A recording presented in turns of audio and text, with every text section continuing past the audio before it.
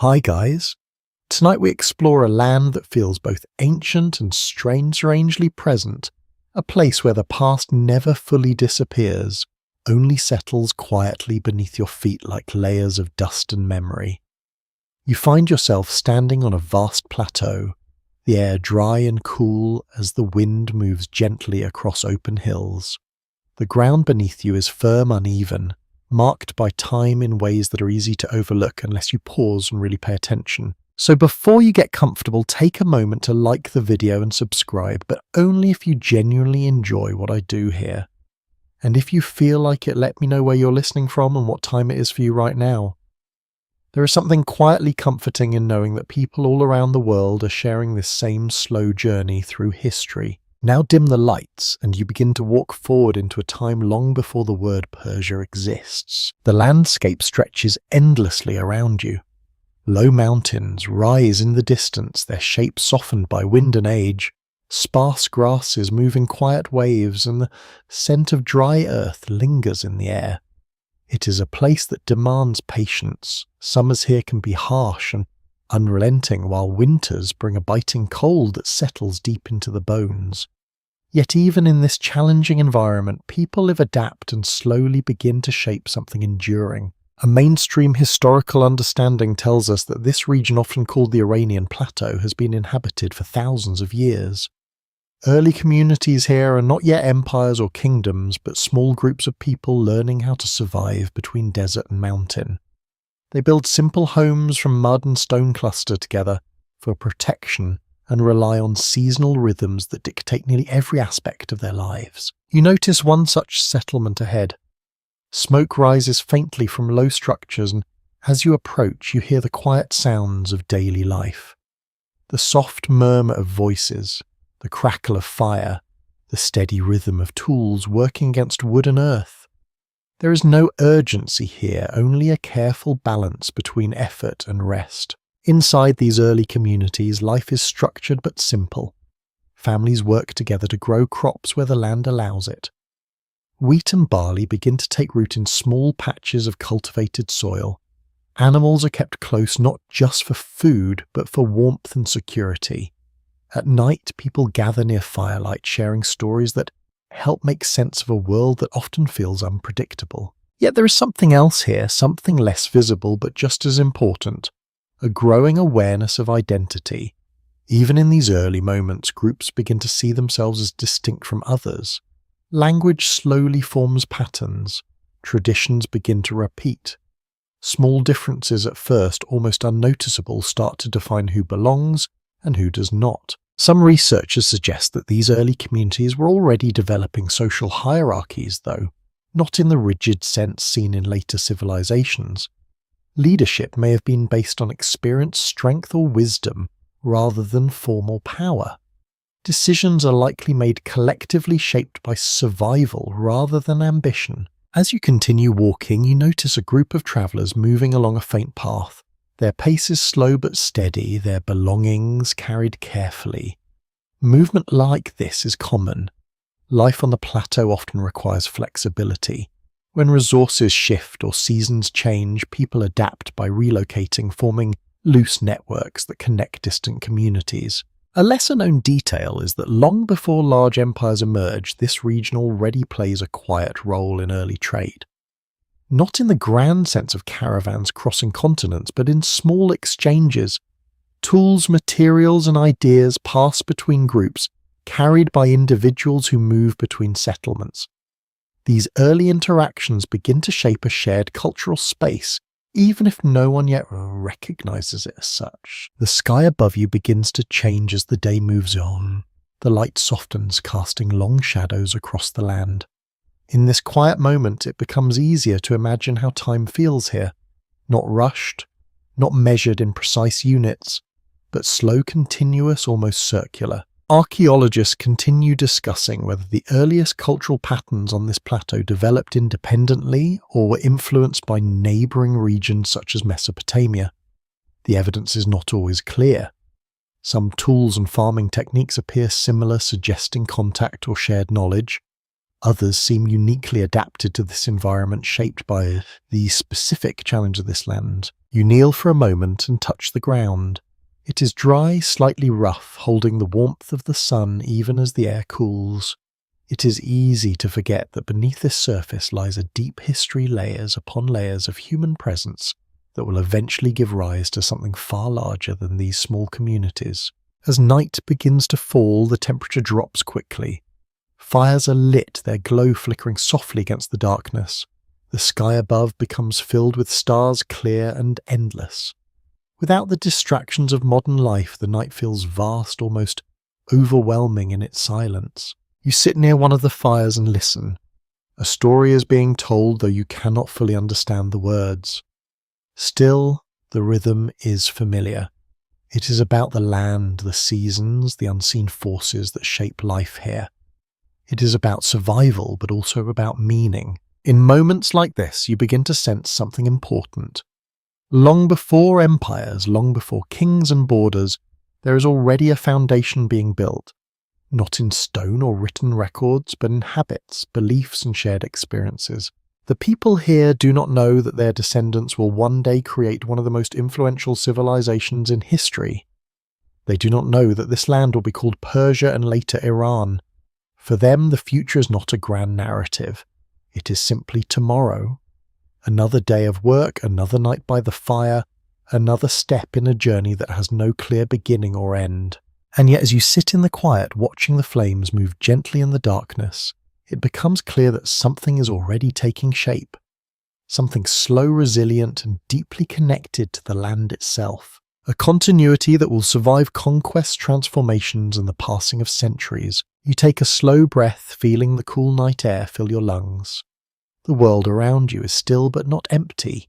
It is full of beginnings, each one small, almost invisible, but together forming the early threads of a story that will stretch across thousands of years. And as the firelight softens and the voices around you grow quieter, you begin to understand that the power of Persia did not begin with kings or armies. It began here, in silence, in patience, in the steady rhythm of people learning how to belong to a land that would one day shape the course of history itself. The fire from the night before has faded into a soft bed of glowing embers, and as you rise, the first light of morning spreads quietly across the plateau.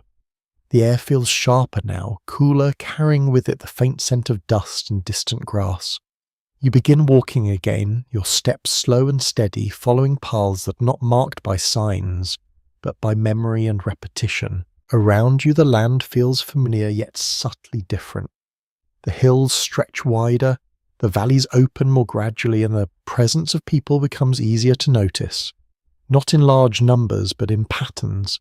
Smoke rising in the distance, footprints pressed into the earth, the quiet rhythm of movement that suggests something is beginning to organize itself. A widely accepted historical understanding tells us that during this period, groups known as Indo-Iranian tribes begin to move into and across this region. They are not a single unified people, but a collection of communities connected by the language, customs, and shared ancestry. These tribes bring with them early forms of language that will eventually evolve into Persian, along with belief systems that shape how they understand the world. You notice one group gathered near a small riverbed. The water is shallow, but it reflects the morning light in a way that makes it feel important. People move around it with purpose. Some collect water, others tend to animals, and a few sit together in quiet conversation.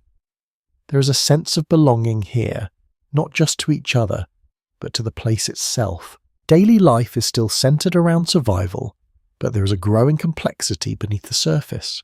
Families are no longer just isolated units. They are part of something larger, something that begins to resemble a tribe. There are shared rules, even if they are not written down. Shared expectations. A growing awareness that cooperation brings stability. An interesting and lesser known detail is that these early Indo-Iranian groups place great importance on oral tradition. Stories, songs, and spoken rituals are used to pass down knowledge across generations. Without writing, memory becomes a powerful tool. Elders hold not just authority, but responsibility, preserving the past through carefully repeated words. You pause as you hear a voice begin to chant softly. It is not loud, but it carries a certain rhythm, almost like a quiet echo. Others listen closely, their attention focused. The words seem structured, deliberate.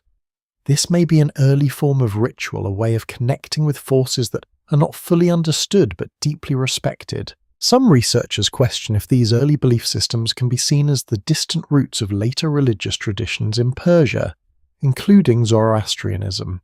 The connection is not entirely clear. Certain themes, such as the balance between order and chaos or light and darkness, appear early, but how directly they lead to later structured religion remains uncertain. As you continue walking, you begin to notice differences between groups. Not dramatic ones, but enough to suggest identity is becoming more defined. Variations in clothing, slight differences in language sounds, unique patterns in tools and decorations. These distinctions matter. They help people recognize who they are, and just as importantly, who they are not. You pass a group of travelers resting beneath a cluster of trees. Their clothing looks slightly different from those you saw earlier. Their accents when they speak carry unfamiliar tones, yet there is no immediate tension. Instead, there is cautious curiosity. Exchanges take place. Small items are traded. Information is shared in fragments.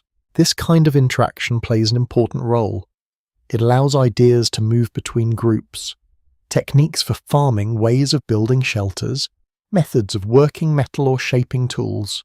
Over time, these shared elements begin to create a broader cultural connection across the region. The sun rises higher now, and the warmth begins to return to the land.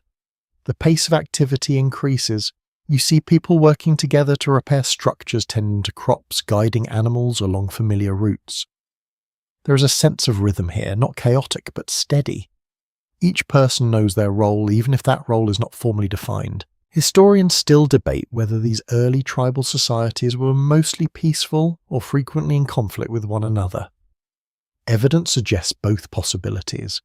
Some sites show signs of cooperation and shared development, while others reveal defensive structures or traces of violence. It is likely that life here, like in many early human societies, shifts between collaboration and competition depending on circumstances. You notice a group of children playing near the edge of the settlement. Their laughter is soft but present, blending into the background of daily life. They mimic the actions of adults practicing skills they will need in the future. Even here, learning is constant, passed down through observation rather than instruction. Another subtle detail emerges as you watch more closely. These communities are beginning to form early concepts of territory, not in the sense of fixed borders, but in the understanding that certain areas belong to certain groups. Water sources, grazing lands, and pathways become associated with specific tribes. This awareness adds another layer to identity, connecting people not just to each other but to space itself. As the day moves forward, the sky remains clear, stretching endlessly above. The land continues to reveal its quiet complexity. It is not empty, not simple, but filled with small systems that are slowly becoming more organized. You begin to sense that something important is forming. Not yet visible in grand structures or written laws, but present in patterns of behavior in shared language and repeated traditions. These are the foundations of something larger, something that will eventually take shape in ways these people cannot yet imagine. You stop for a moment and look back across the landscape you have walked. The settlements, the travelers, the pathways that connect them. It all feels interconnected, like threads being woven slowly, carefully into a larger design. And within that design, the idea of Persia is beginning to take its earliest form, not as a name, not as a kingdom, but as a shared identity emerging quietly from the lives of people who are simply trying to survive, adapt, and belong. The wind moves again, soft and steady, carrying with it the sounds of distant voices, and the faint echo of footsteps on dry earth. You take another step forward, continuing this slow journey, knowing that each moment you witness is part of a much longer story. A story that is still for now unfolding in giants. The path beneath your feet feels more defined now, as if countless steps before yours have pressed it gently into the earth. The land still stretches wide and open, but something has changed. There is a quiet sense of structure beginning to emerge, a feeling that the scattered patterns of life you saw earlier are slowly drawing closer together. You walk toward a settlement that appears larger than the ones before. The homes are still made of earth and stone, but they are arranged with more intention. Paths connect them. Open spaces are shared. There is a centre not marked by walls or signs, but by the way people gather there. A commonly accepted historical view suggests that during this period early Persian groups begin to settle more permanently, transitioning from loosely connected tribes into more organised communities. This shift does not happen suddenly. It unfolds gradually, shaped by necessity, by environment, and by the slow accumulation of experience. You notice people working together in ways that feel more coordinated than before. Fields are tended in groups. Storage areas are carefully maintained. There is evidence of planning of thinking beyond the immediate needs of the day. Food is not just gathered or grown, but preserved. Resources are managed with greater care. A quiet detail that often goes unnoticed is how architecture begins to reflect this change. Homes are no longer isolated. They are positioned in relation to one another, forming early layouts that suggest a sense of belonging to a shared space. Walls are built thicker. Foundations feel more deliberate. These are small signs, but they point toward a growing stability. As you move deeper into the settlement, you begin to hear the sounds of metal being worked. It is not loud or overwhelming, but it carries a distinct tone, a rhythmic tapping, steady and focused. You follow the sound and find a small group shaping tools from early metal, possibly bronze. Their movements are careful, practiced. Some researchers suggest that advancements in metalworking during this time played a key role in allowing these communities to expand and organize more effectively. Stronger tools mean more efficient farming, better construction, and improved defense. Yet the exact timeline of how quickly these technologies spread remains uncertain. You watch as a tool is completed, its surface smoothed and shaped with care. It is passed from one person to another, examined, tested.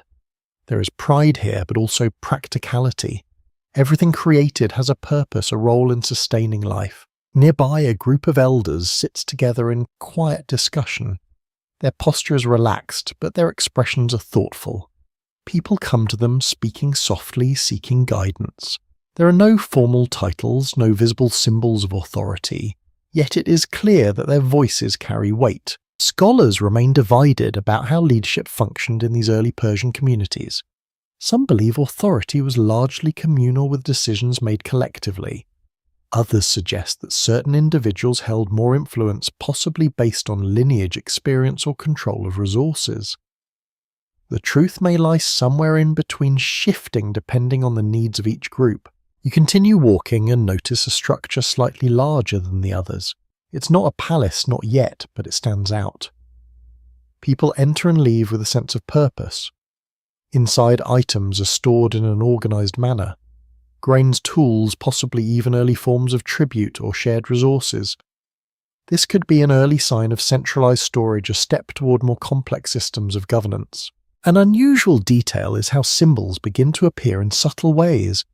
Patterns carved into tools, marks on pottery, simple designs repeated across different objects. These are not yet a full writing system, but they hint at an emerging need to communicate ideas visually, to record or represent something beyond spoken words. The air grows warmer as the sun rises higher. Activity continues steadily. There is no rush, but there is consistency.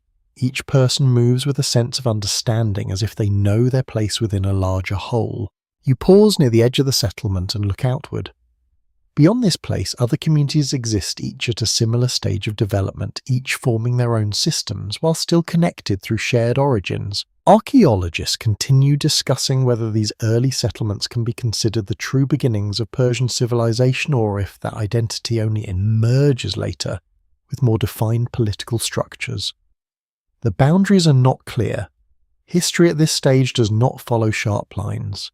It blends, overlaps, and evolves slowly. As the day begins to soften into afternoon, a quiet gathering forms.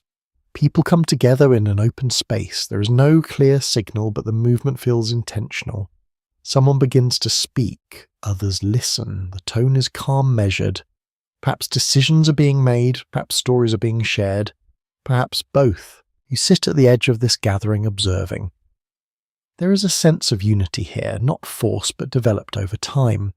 It is built from shared experience, from repeated interactions, from trust that has been slowly earned. Children move between the adults, their presence natural, unforced. They watch, they listen, they learn. The future of this community is not something abstract. It is present in these small moments, in the quiet passing of knowledge from one generation to the next. As evening approaches, the light begins to shift again. Shadows lengthen, the temperature cools. Fires are prepared once more. The cycle continues, familiar and steady. You realize that what you are witnessing is not just survival anymore. It is the early formation of something more enduring, a way of life that extends beyond individual groups, connecting people through shared practices, shared beliefs, and a growing sense of identity. The idea of Persia is still not spoken. It does not exist as a defined concept. But its foundations are here in the way people organize, in the way they cooperate, in the way they begin to see themselves as part of something larger than their immediate surroundings. You take a slow breath as the sky darkens, the first stars beginning to appear once again.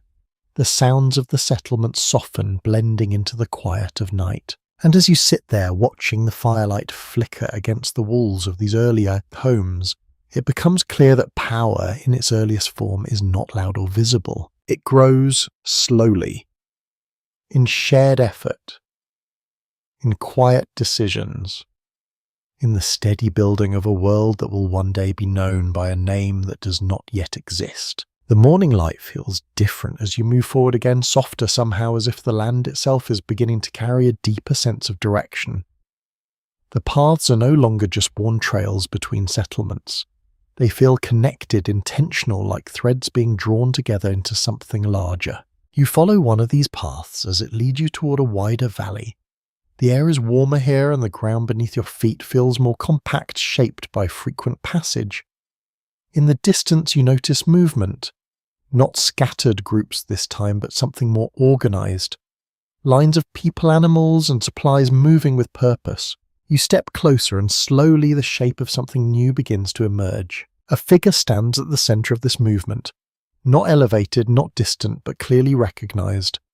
People look toward him when decisions are made. They wait for his signal before moving forward.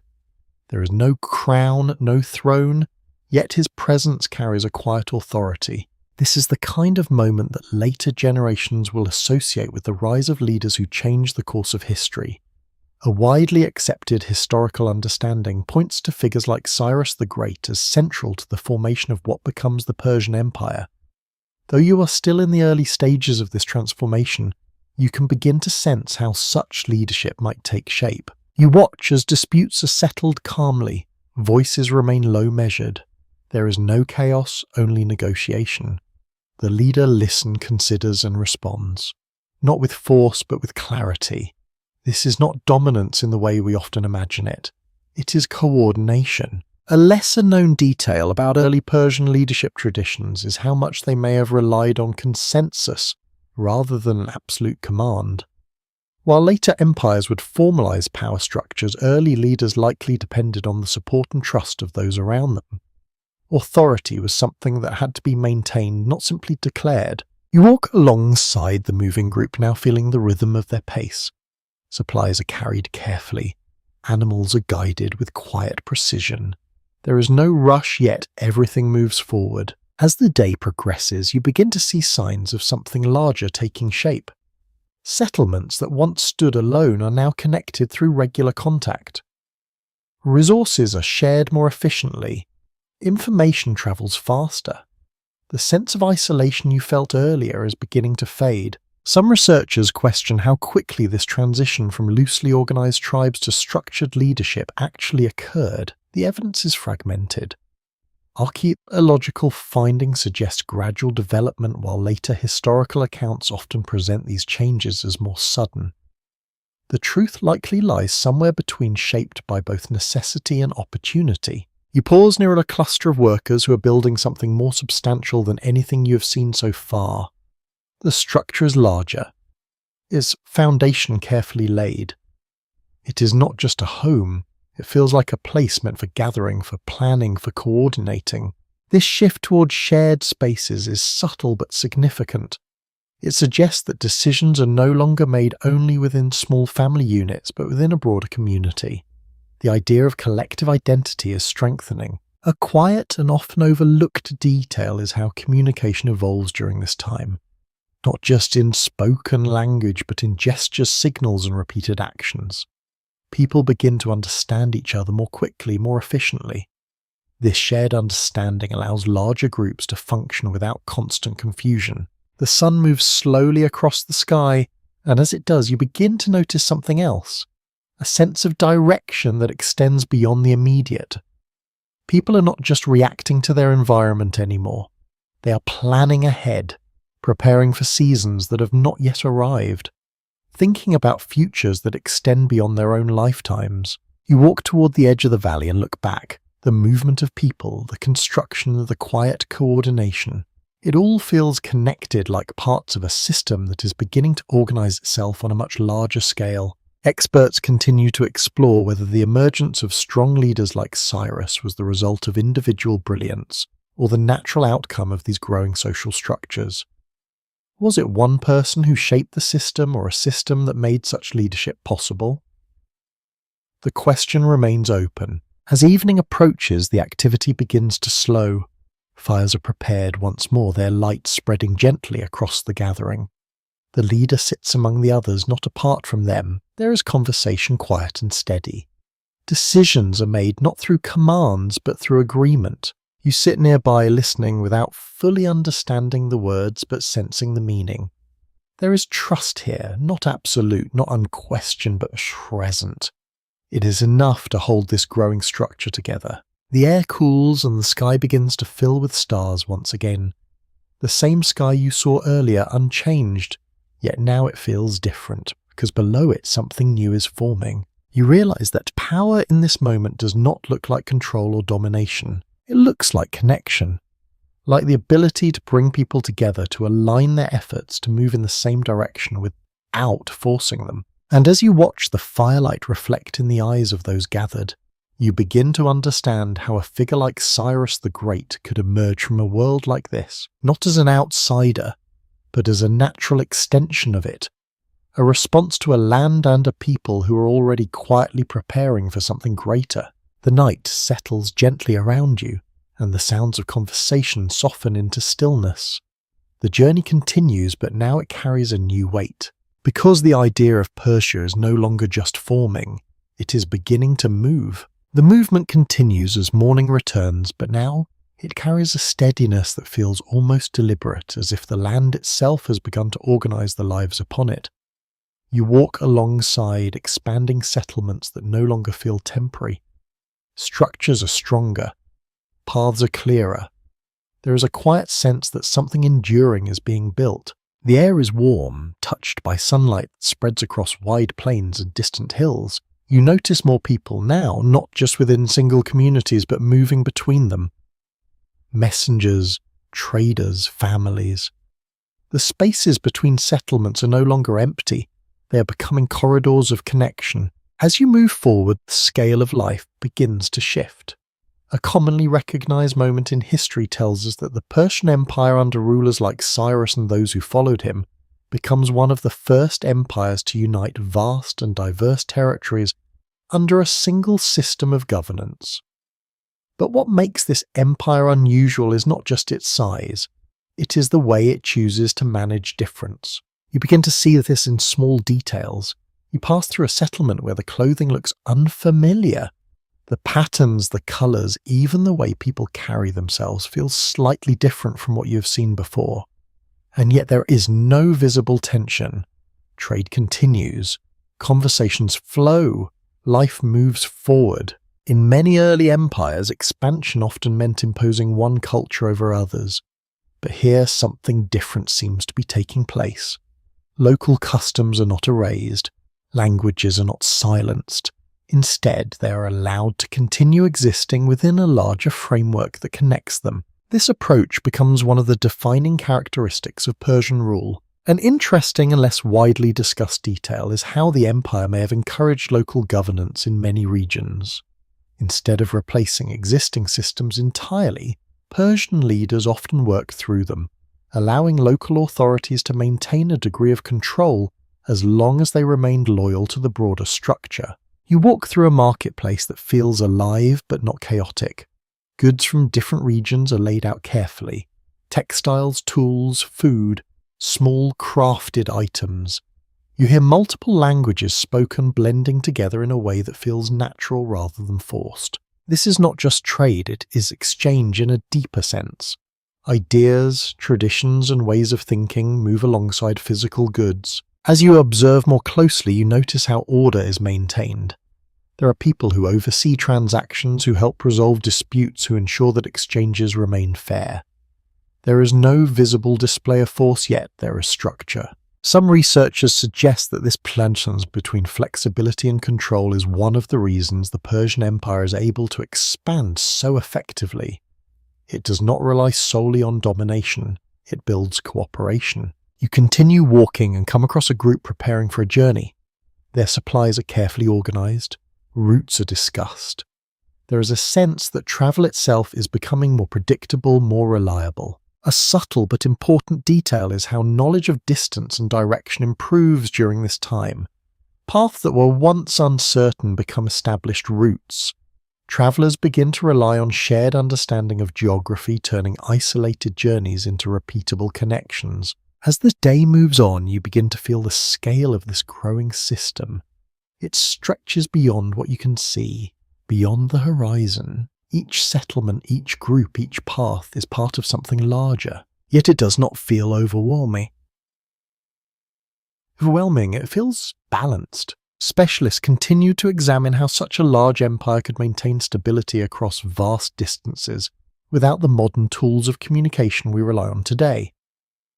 Some suggest that the key lies in trust and shared interest. Others believe that efficient administration played a more central role. The full answer remains complex. You arrive at a larger centre, a place where multiple paths converge. The activity here is more concentrated. People arrive and depart regularly. Information flows quickly. Decisions are made with greater coordination. There is a sense of awareness here that extends beyond local concerns. News from distant regions is discussed. Conditions in other parts of the empire are considered. This is no longer a collection of isolated communities. It is a network. A quieter detail reveals itself as you watch the interactions between different groups. There is a level of respect that seems built into the system. Not perfect, not without tension, but present. Differences are acknowledged rather than suppressed. This does not mean that conflict does not exist. It does. But it is managed within a structure that aims to preserve stability rather than disrupt it. The sun begins to lower in the sky, casting a golden light across the landscape. The movement of people slows slightly, but does not stop. There is always something continuing, always a sense of forward motion. You find a place to sit and observe as the day transitions into evening.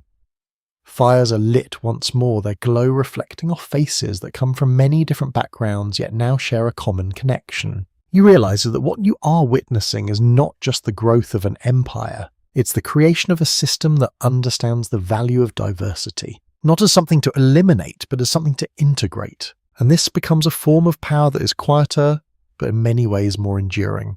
As the stars begin to appear overhead, you take a slow breath, feeling the calm of the night settle around you. Earlier, when the land felt scattered and uncertain, it was difficult to imagine how such a vast structure could ever exist. Now it feels almost inevitable, because the strength of this emerging Persia is not just in its expansion, it is in its ability to hold many worlds together without breaking them apart. And as you sit in the quiet watching the light of the fires blend with the darkness, you begin to understand that this kind of power does not demand attention. It builds slowly, patiently, until one day it stretches across continents, carrying within it countless lives, cultures, and stories. all moving together under a name that is finally beginning to take shape. The morning begins with motion. Not hurried, not chaotic, but constant. You step onto a path that feels different from anything you've walked before. The ground is firmer, more compact, as if it has been shaped deliberately rather than worn down over time. It stretches forward in a clear direction, cutting across the land with a quiet confidence. This is no longer just a trail between nearby settlements. It is part of something much larger. A widely recognized development during the height of the Persian Empire is the creation of an extensive road system, most famously the Royal Road. It connects distant parts of the empire, allowing communication, trade and governance to function across vast distances that would otherwise feel impossible to manage. As you walk along this road, you begin to understand its significance in a more personal way. Travellers move past you at steady intervals. Some carry goods carefully packed and protected. Others carry messages, their pace more urgent, their eyes focused ahead. There is a rhythm to it, a continuous flow that links one place to another without interruption. You notice markers along the way. Not signs in the modern sense, but subtle indicators. Stones placed in recognizable patterns. Resting points that appear at regular intervals. Small structures that provide shelter for those passing through. An often overlooked detail is how advanced this system of movement becomes. Couriers are able to relay messages across long distances with surprising speed using a network of stations where fresh riders and horses wait. This allows information to travel far more quickly than a single traveller could manage alone. You pause at one of these stations. The air here is filled with quiet activity. Horses are being cared for, their coats brushed, their strength preserved. Supplies are organised efficiently. People arrive, rest briefly, and continue on without unnecessary delay. Some researchers have suggested that this system represents one of the earliest forms of organised communication networks in human history. It is not just about movement, it is about connection, about ensuring that distant regions remain aware of one another. You sit for a moment watching as a rider arrives. There is no dramatic announcement, no raised voice. The message is passed quietly, almost casually, and yet you sense its importance. Information moves here with a kind of precision that does not need to draw attention to itself. As you continue walking, the landscape begins to change. The road leads through valleys, across rivers, and over gentle rises in the land. Each region feels distinct, yet the road remains consistent. It binds these differences together, creating a sense of unity that stretches far beyond what you can see. You encounter traders carrying goods from distant places, textiles that feel unfamiliar to the touch, spices with scents that linger in the air, objects crafted in styles that suggest entirely different ways of life. This exchange is not random, it is supported by the very structure you're walking on. Experts continue to examine how such a system could be maintained across such a vast empire. The coordination required is immense. Roads must be repaired, stations must be supplied, travellers must be protected. It suggests a level of organisation that goes beyond simple expansion. You pass a group of officials inspecting part of the tariq. They move slowly, observing, making adjustments, ensuring that everything functions as it should. Their presence is calm but purposeful. There is an understanding that this network is essential not just for trade but for control. Because with roads comes reach, and with reach comes influence. A quieter detail reveals itself as you walk further. The road does not just carry goods and messages, it carries ideas, stories, beliefs, ways of thinking that move from one region to another, blending, adapting, and sometimes transforming entirely. This constant movement creates a shared experience across the empire. People who have never met still become connected through the same routes, the same exchanges, the same flowing system of interaction. The sun rises higher and the warmth begins to settle into the ground. Dust lifts gently with each step, catching the light in a soft haze. The sound of footsteps, hooves, and quiet conversation blends into a steady background rhythm. You realize that this road is more than a physical structure. It is a lifeline, a way of holding together something that would otherwise fall apart under its own size. Some historians question whether the true strength of the Persian Empire lies more in these systems than in its armies. While military power plays a role, it is this ability to connect to coordinate to maintain flow across distance that gives the empire its endurance. As afternoon begins to soften, you reach a point where the road splits. Multiple directions extend outward, each leading to different parts of the empire. You stand there for a moment looking at the choices, understanding that each path carries its own stories, its own connections. And yet they are all part of the same network, all feeding into the same structure. The sky begins to shift toward evening once again.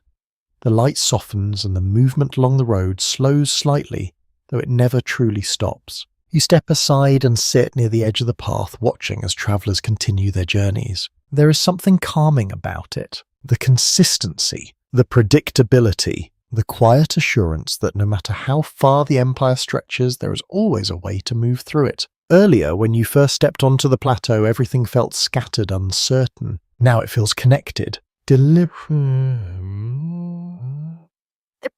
so. And as the first stars begin to appear overhead, you begin to understand that the power of Persia is not only in its leaders or its size, it is in its ability to create systems that outlast individual lives. Systems that carry movement, knowledge, and identity across distances that once seemed impossible to bridge. You take a slow breath, feeling the cool air return as night settles in, and the road remains, stretching forward, quietly guiding everything that passes along it. The road fades gently from behind you as the terrain begins to shift again. The land becomes more uneven, rising and falling in quiet waves, and the air carries a faint dryness that feels sharper than before. You continue forward, but something in the atmosphere feels different, less connected, more uncertain. In the distance, you begin to notice signs of tension. Not open conflict, not loud or immediate, but quiet resistance that seems to exist beneath the surface. Settlements feel more guarded. Movements are more cautious. Conversations are softer, as if people are choosing their words more carefully. You move toward a gathering of travellers who have paused along a narrow passage between hills. Their expressions are focused. There is discussion, but it carries a weight that feels unfamiliar compared to the steady rhythm of earlier moments. A widely accepted historical understanding tells us that during the expansion of the Persian Empire, its western edge meets the world of the Greek city-states. This meeting is not smooth. It brings with it a series of conflicts that will become some of the most remembered events in ancient history. You walk further and begin to see how different these two worlds feel. The Persian system, you have observed, values integration, connection, and a broad structure that holds many cultures together. In contrast, the Greek city-states are smaller, more independent, and deeply protective of their autonomy. Their identity is tied not to a vast empire, but to individual cities, each with its own traditions and governance. This difference creates friction, not immediately explosive, but is steadily growing. You arrive at a place where preparations are being made, supplies are gathered, movements are coordinated. The calm efficiency you have seen before is still present, but now it carries a different tone, a readiness. An often overlooked detail is how much these conflicts are shaped not only by ambition, but by misunderstanding. Each side views the other through its own lens. The Persians may see expansion as a natural extension of order, while the Greeks may perceive it as a threat to independence. You sit quietly as messages are exchanged between groups. The words are measured, but the space between them feels tense. Decisions are being considered, outcomes weighed. Some historians suggest that these early encounters could have unfolded differently, that the conflicts were not inevitable. Others argue that the differences in political structure and identity made confrontation almost unavoidable. The question remains open, shaped by interpretation as much as evidence. As you continue walking, you begin to see small signs of preparation that hint at what is to come. Defensive positions, groups training together. The land itself seems to carry a quiet anticipation, yet life does not stop. Nearby, you still see people tending to daily tasks. Food is prepared, tools are maintained, children move through the spaces between adults, their presence unchanged by the larger tensions unfolding around them. This contrast feels important. Even as history begins to move toward conflict, ordinary life continues. You walk along a ridge and look out over the landscape. In the distance, movement can be seen. Lines forming, shifting, reorganizing. It is not yet battle, but it is something close to it, a gathering of intention. A quieter detail emerges as you observe more closely. Communication becomes even more critical during these moments. Messengers move more frequently. Information is carried quickly, sometimes urgently, the systems you saw earlier. The roads, the networks now reveal another purpose. They allow coordination not just for trade but for strategy. Researchers continue to explore how much of the Persian approach to conflict relied on organization rather than sheer force. While large armies certainly play a role, the ability to manage movement, supply and information across distance becomes just as important. The sun moves slowly overhead and the heat begins to settle into the land.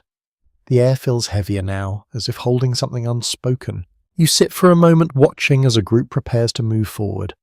Their expressions are calm but focused. There is no visible fear, only a quiet awareness of what lies ahead. And then, as time passes, the first signs of direct confrontation begin to emerge. Not in the form of overwhelming chaos, but in controlled movements.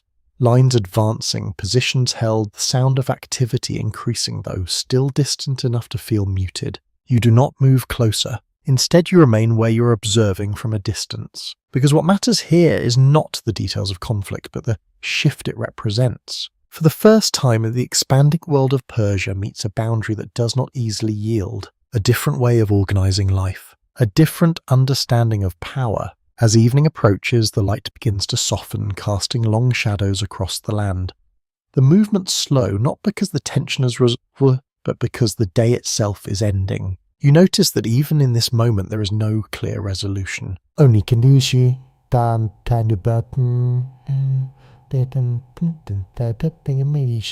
The conflict between Persia and the Greek world will stretch across multiple encounters, shaping both sides in ways that extend far beyond these first meetings. You take a slow breath, feeling the cooler air return as night begins to settle. And you realize that power, no matter how vast, always encounters limits. Not just in geography, but in ideas, in identity, in the way different people choose to organize their lives. The stars begin to appear overhead, quiet and distant, unchanged by the events below. And as you sit in the growing stillness, you understand that this moment is not just about conflict. It is about transformation. Because from this tension, new understandings will emerge. New strategies. New ways of thinking about what it means to rule, to resist, and to coexist. The journey continues, but it now carries a deeper complexity, one that cannot be resolved by expansion alone. The air feels steadier again as you leave the tension of the western frontier behind. The land opens up, and with it a different kind of order begins to reveal itself. Not the visible movement of roads or the subtle coordination of trade, but something quieter, more structured and deeply embedded in how this vast world holds itself together. You walk into a place where decisions are made. There is no single grand hall, no towering structure that announces authority. Instead, you find a series of spaces where people gather with purpose. Officials speak in measures and tones. Records are kept, though not always in ways you immediately recognize. Movements are tracked, responsibilities assigned, and information flows with quiet precision. A well-established understanding of the Persian Empire highlights its administrative system as one of its greatest strengths. The empire is divided into regions often referred to as satrapies, each overseen by a governor known as a satrap. This system allows control to extend across enormous distances without requiring constant direct presence from a central ruler. You begin to see how this works in practice. A satrap sits among a group of advisors listening as reports are delivered. There is no urgency in the way they speak, but there is focus. Numbers are discussed. Supplies accounted for. Conditions in nearby areas are considered carefully. This is power in a different form. Not visible through armies or expansion, but through management, through the ability to understand what is happening across a vast landscape and respond accordingly. An often overlooked element of this system is how it balances authority with oversight. While satraps are given significant control over their regions, they are not entirely independent. Inspectors travel between areas observing, reporting, ensuring that loyalty and efficiency are maintained. You notice one such figure arriving quietly. He does not announce himself loudly. He observes, listens, takes note of details that others might overlook. His presence is subtle, but it carries weight. It reminds everyone that even those in positions of authority are part of a larger structure. Some researchers have explored whether this system was as stable as it appears, or if it required constant adjustment to prevent regional leaders from becoming too powerful. The evidence suggests that while the system was effective, it was not without tension. Maintaining balance across such a large empire is never simple. You move through the settlement and see how this structure extends into everyday life. Taxes are collected, but not in a way that feels chaotic. There is a system, a method. Goods are measured, contributions recorded. In return, there is a sense that the larger network provides stability, protection, and opportunity. A quieter and less frequently mentioned detail is how communication plays a central role in maintaining this system. Written records begin to appear more consistently, not just symbols or decorative marks, but structured information, lists, inventories, messages that can be preserved and shared. You pause near a group carefully inscribing markings onto a surface. Their movements are deliberate, their focus steady. Each mark carries meaning, though it may not yet resemble the fully developed scripts that will come later. Still, it represents a shift, a move from memory alone to something more permanent. As the day continues, you begin to notice how time itself feels different here. It is measured, not in abstract ways, but through tasks, through cycles of reporting, through regular patterns that repeat with consistency. This rhythm allows the system to function without constant disruption. Experts continue to consider how such an administrative structure was able to operate across multiple cultures, languages, and environments. One possibility is that flexibility was key. Rather than enforcing a single rigid model, the system adapts to local conditions while maintaining overall cohesion. You walk through a quieter part of the settlement where individuals are preparing documents to be sent along the road system you encountered earlier. Messages are sealed, organized, and handed off with care. There is an understanding that what is written here will travel far beyond this place. This connection between administration and movement becomes clear. Without the roads, the system would slow. Without the system, the roads would carry less meaning. Together, they create something remarkably resilient. The sun begins to lower, casting a softer light across the structures around you. Activity continues, but it becomes calmer, more reflective. You sit for a moment and watch as a satrap reviews one final report before the day ends.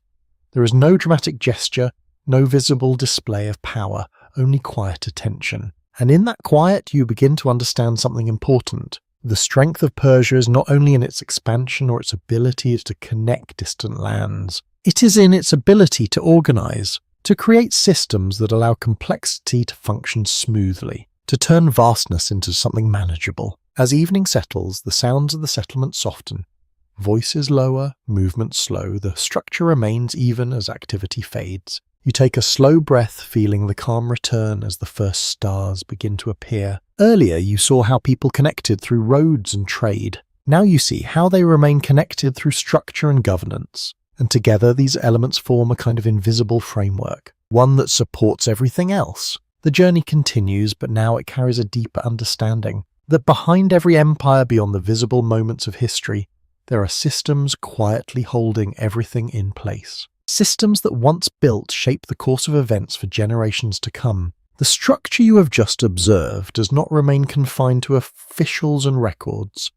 As you continue walking, you begin to see how it gently reaches into the lives of ordinary people, shaping routines in ways that feel natural rather than imposed. The morning light spreads softly across a village, and this time, instead of focusing on leaders or systems, you move closer to the rhythm of everyday life. You hear the sound of grinding grain before you see it. A woman sits near a flat stone, her movements slow and steady as she turns raw wheat into flour. The motion is repetitive, almost meditative. Nearby, a child watches closely, learning without being told. The air carries the faint scent of crushed grain mixed with dust and warmth. A widely accepted understanding of Persian society during its early imperial period is that agriculture remains the foundation of daily life. Most people are not soldiers or officials. They are farmers, herders, craftsmen. Their work sustains everything else. You step further into the village. Men guide animals toward grazing areas, their voices calm and familiar. Others repair tools, checking edges, adjusting handles. The work is careful, not rushed. Each object matters. Each task has purpose. A subtle detail that is often overlooked is how deeply seasonal rhythms shape life here. The timing of planting, harvesting, and storage determines not only survival, but also the flow of social activity. Festivals, gatherings, and even travel tend to follow these natural cycles. You pause near a small group preparing food. Bread is shaped by hand, placed carefully onto a heated surface. The smell rises gently warm and comforting. There is no excess here, no waste. Everything is measured, used with intention. You sit quietly as food is shared. There is no formal invitation, yet your presence is accepted without question. People eat together, speak softly, and exchange small observations about the day. The conversation is simple, but it carries a sense of connection. Researchers continue to explore how much of daily life in the Persian Empire varied between regions. While certain patterns appear consistent, local environments, traditions, and resources create noticeable differences. What you see here may not be identical to life in another part of the empire, yet the underlying rhythm feels familiar. As you walk through the village, you notice small details that reveal personal identity. Clothing is not identical from person to person. Colours vary. Patterns differ slightly. Jewellery, when present, is simple but meaningful. These choices reflect more than practicality. They carry hints of culture, of belonging, of individual expression within a shared system. You pass by a craftsman shaping pottery. His hands move with precision, guided by experience.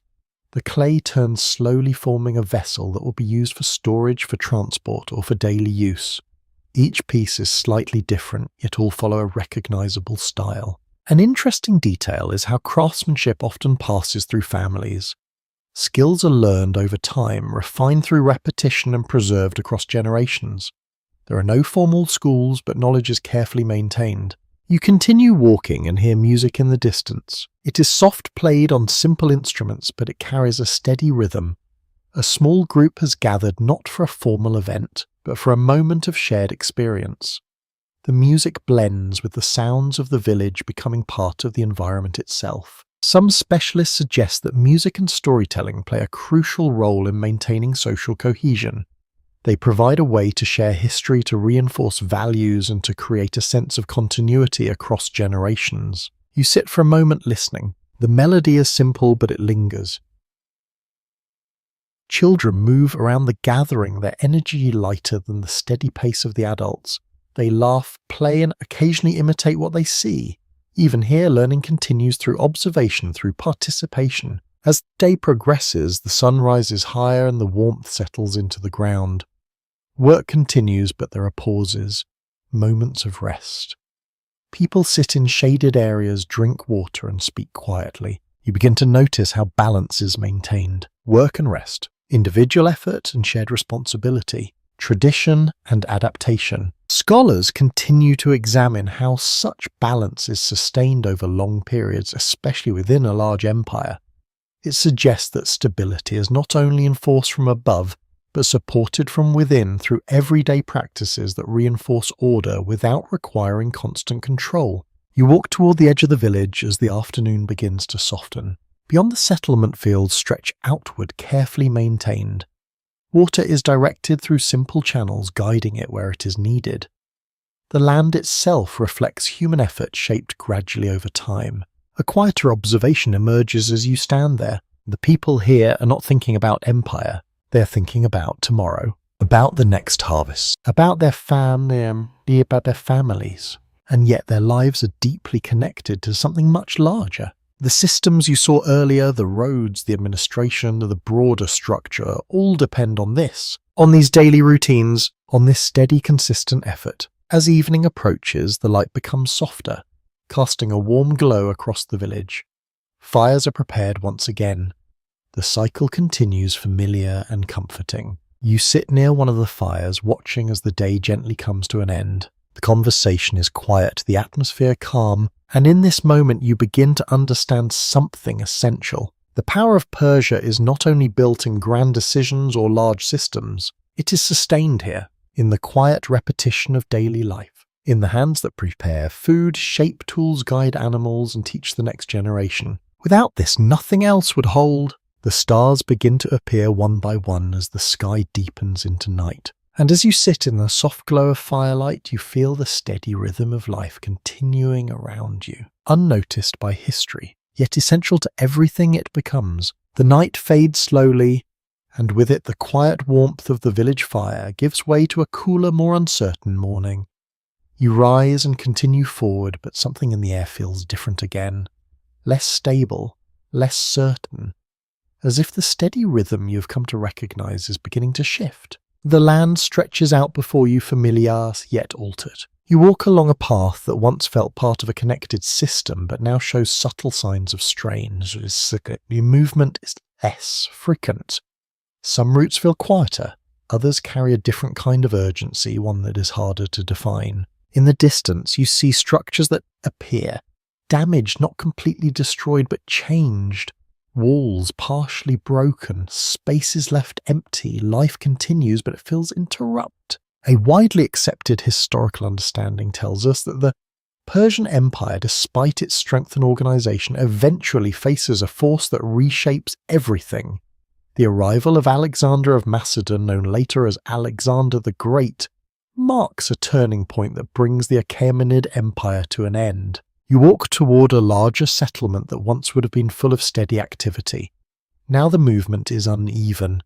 People gather in smaller groups. Conversations are quieter, more focused.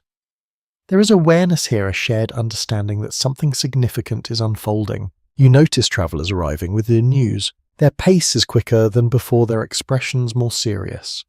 Messages are exchanged with urgency.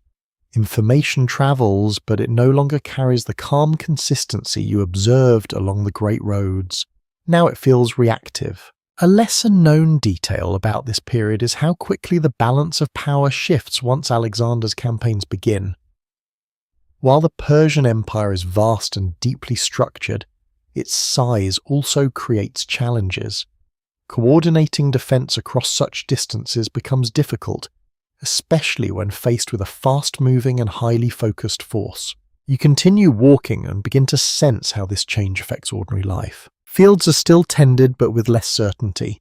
Supplies are managed more cautiously. People look toward distant horizons more often as if expecting something to appear. Some historians question whether the Persian Empire fell primarily because of Alexander's military skill, or due to internal weaknesses that had already begun to form. The empire's complexity, once a strength, may also have made it harder to respond quickly to sudden threats. You move toward a gathering where decisions are being discussed. The tone is different from what you have heard before. There is less confidence, more hesitation. Options are considered, but none feel entirely secure. The structure you observed earlier is still present, but it feels strained, as if under pressure. You sit quietly and listen. Names are spoken, places mentioned, movements described.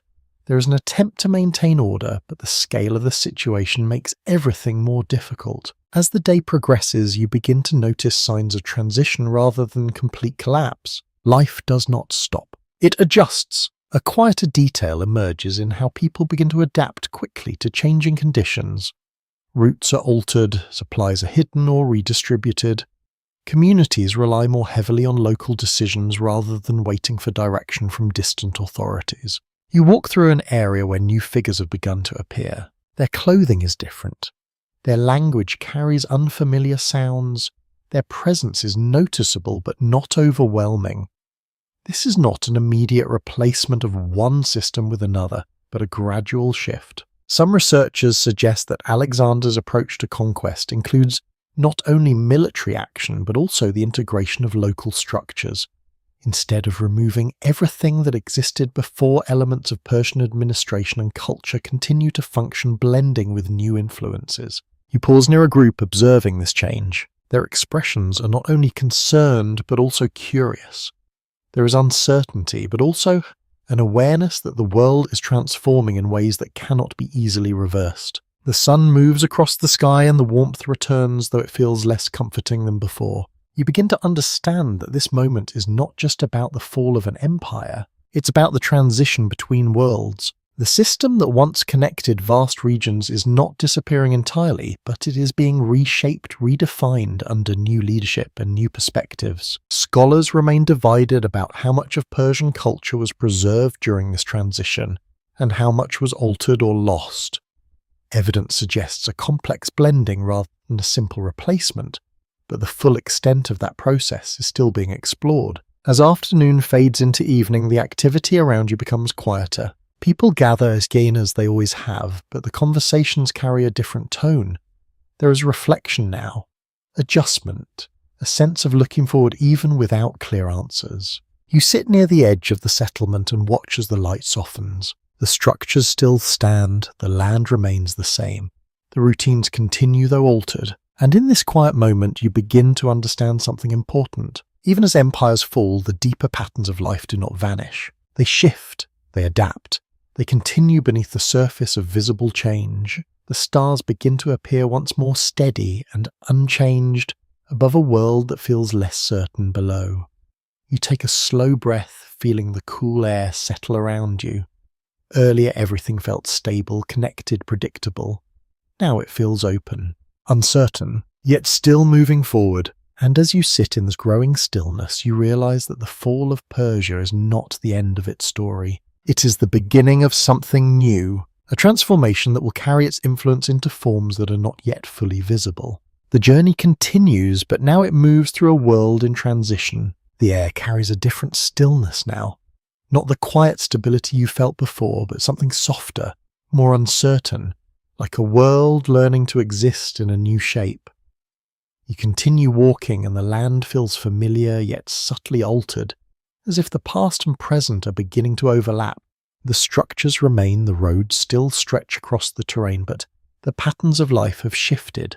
You notice new voices, new styles of clothing, new ways of speaking and moving. The change is not sudden or overwhelming.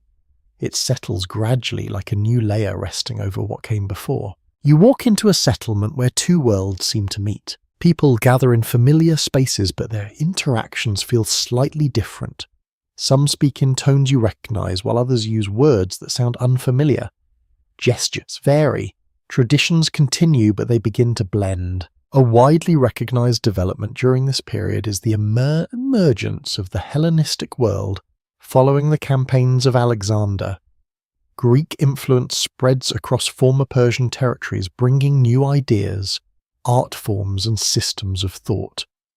Yet what you observe here is not a replacement of one culture by another. It is emerging. You pause near a group engaged in discussion. Their clothing reflects a mix of styles.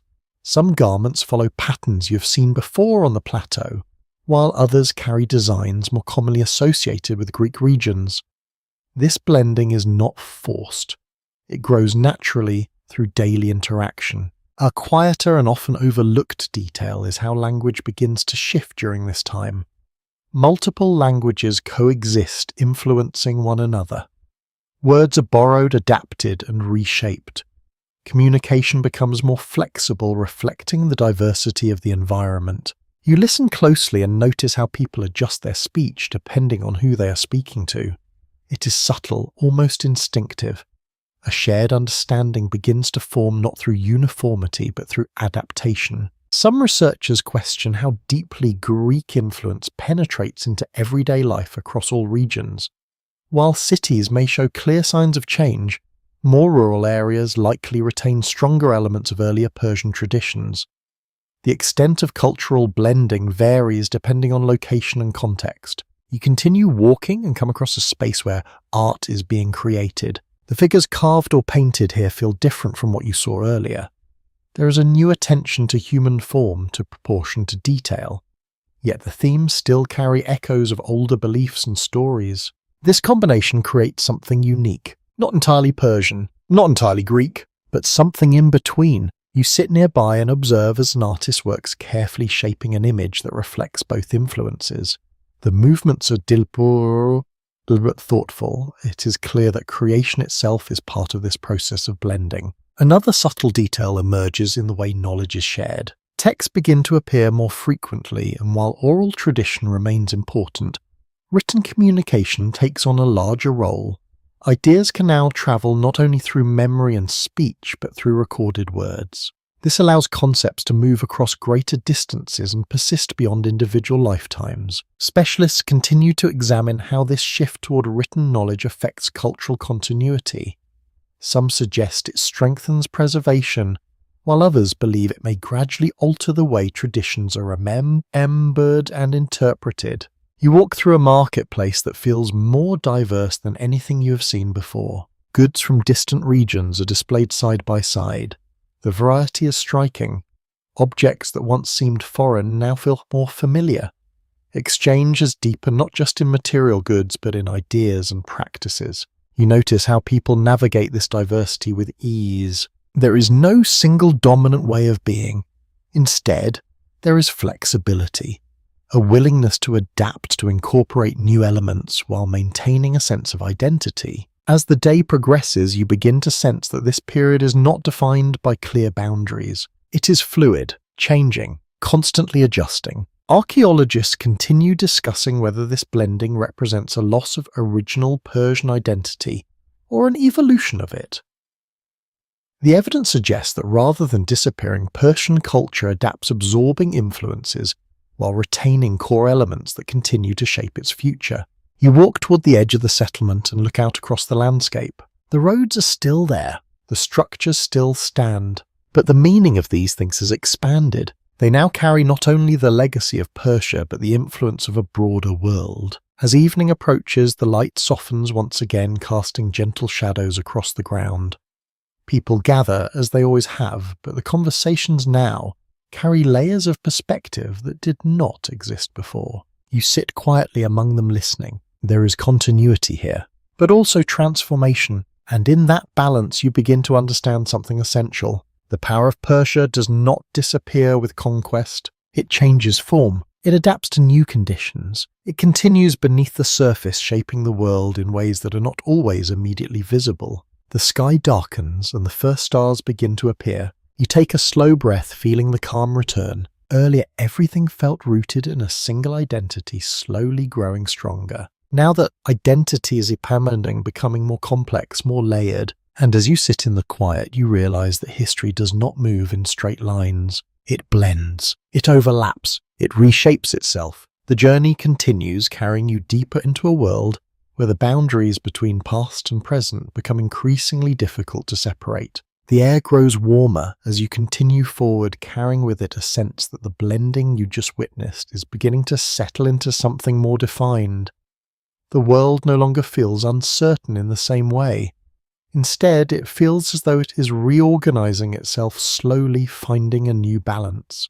You walk into a region where the land feels slightly harsher again.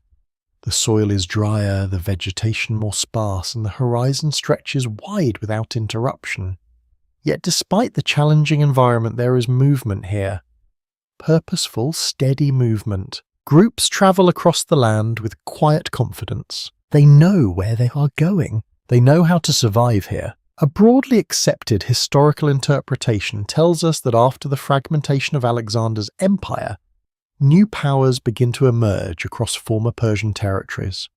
Among them are the Parthians, a group that rises from the eastern regions and gradually re-establishes control over large parts of the land. You begin to notice what sets them apart. Their movements are fluid, almost effortless. They do not rely heavily on fixed centres in the same way earlier empires did. Instead, they adapt to the landscape, using mobility as a form of strength. You walk alongside a group for a short distance. Their clothing is practical, suited for travel. Their equipment is lighter, designed for movement rather than permanence. There is a sense of flexibility here that feels different from the structured systems you observed earlier. An often underappreciated detail is how the Parthians become known for their skill with mounted archery. Their ability to move quickly while maintaining precision allows them to operate effectively across wide and open terrain. This style of movement becomes a defining feature of their power. You pause as one rider demonstrates this skill. The motion is smooth, controlled. The horse moves steadily and the arrow is released with quiet accuracy. There is no disarray, no exaggeration, just efficiency. Some researchers have explored whether this emphasis on mobility reflects a deliberate shift away from the centralized models of earlier empires, or if it simply emerges from the environmental conditions of the regions they inhabit. The answer is not entirely clear, but both factors likely play a role. As you continue walking, you begin to see how this approach influences daily life. Settlements exist, but they feel less rigid. There is movement between them that seems more frequent, more natural. People are not as tightly bound to a single place. Instead, they operate within a broader range, adapting as needed. You come across a gathering where traders and travelers meet. The exchange here feels different from what you observed earlier. It is quicker, more direct. Goods are traded efficiently without extended negotiation.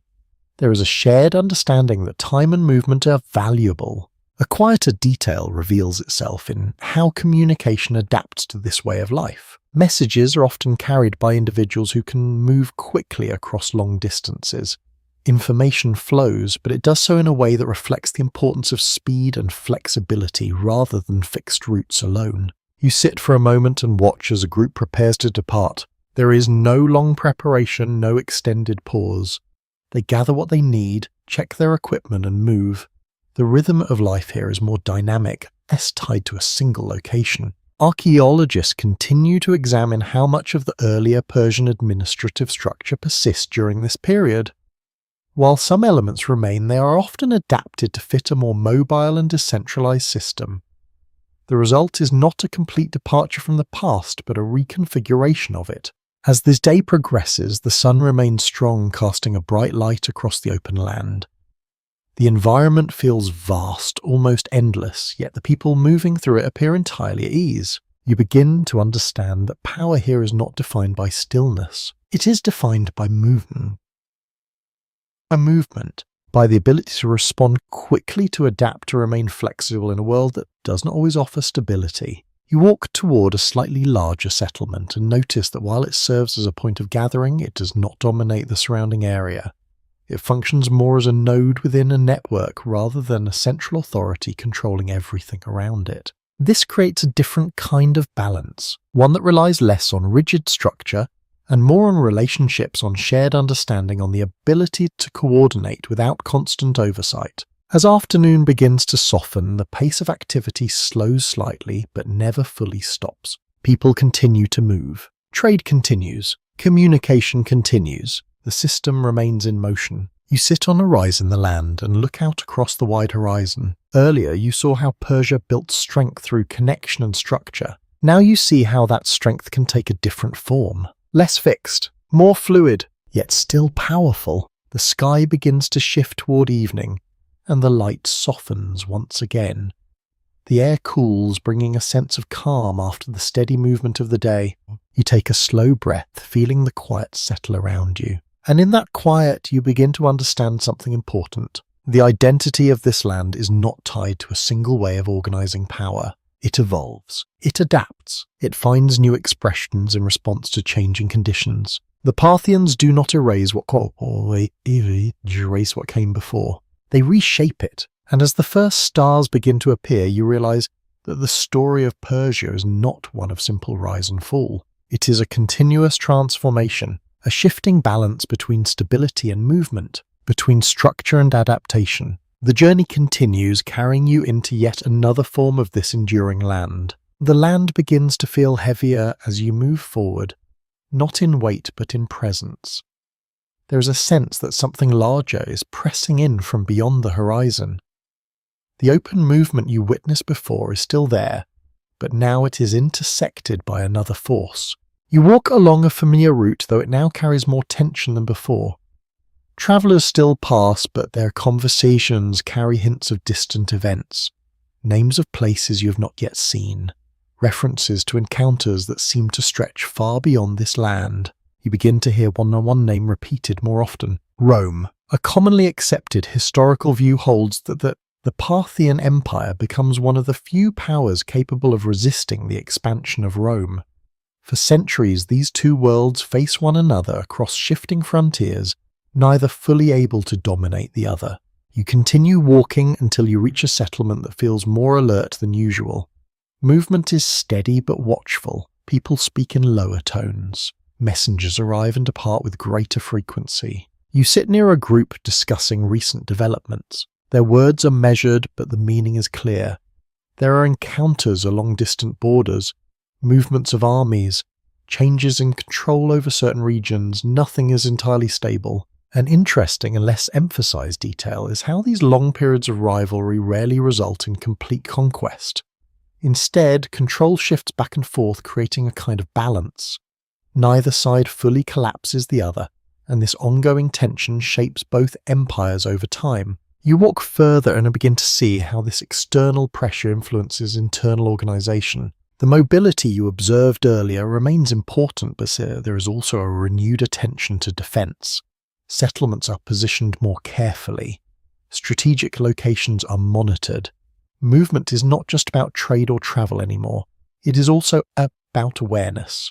You come across a group training together. Their movements are coordinated, focused, but not aggressive in appearance. There is discipline, but also restraint.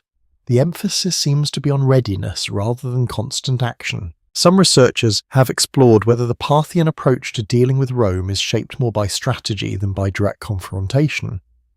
Instead of seeking decisive battles, they often rely on positioning, movement, and timing. This creates a different kind of conflict, one that unfolds gradually rather than in a single moment. You watch as riders move across the landscape, their paths carefully chosen. Communication between groups appears constant. Information is shared quickly, allowing responses to adjust as conditions change. A quieter detail reveals itself in how this long rivalry influences cultural exchange as well. Despite being adversaries, the worlds of Rome and Persia do not remain entirely separate. Goods, ideas, and even artistic influences move between them.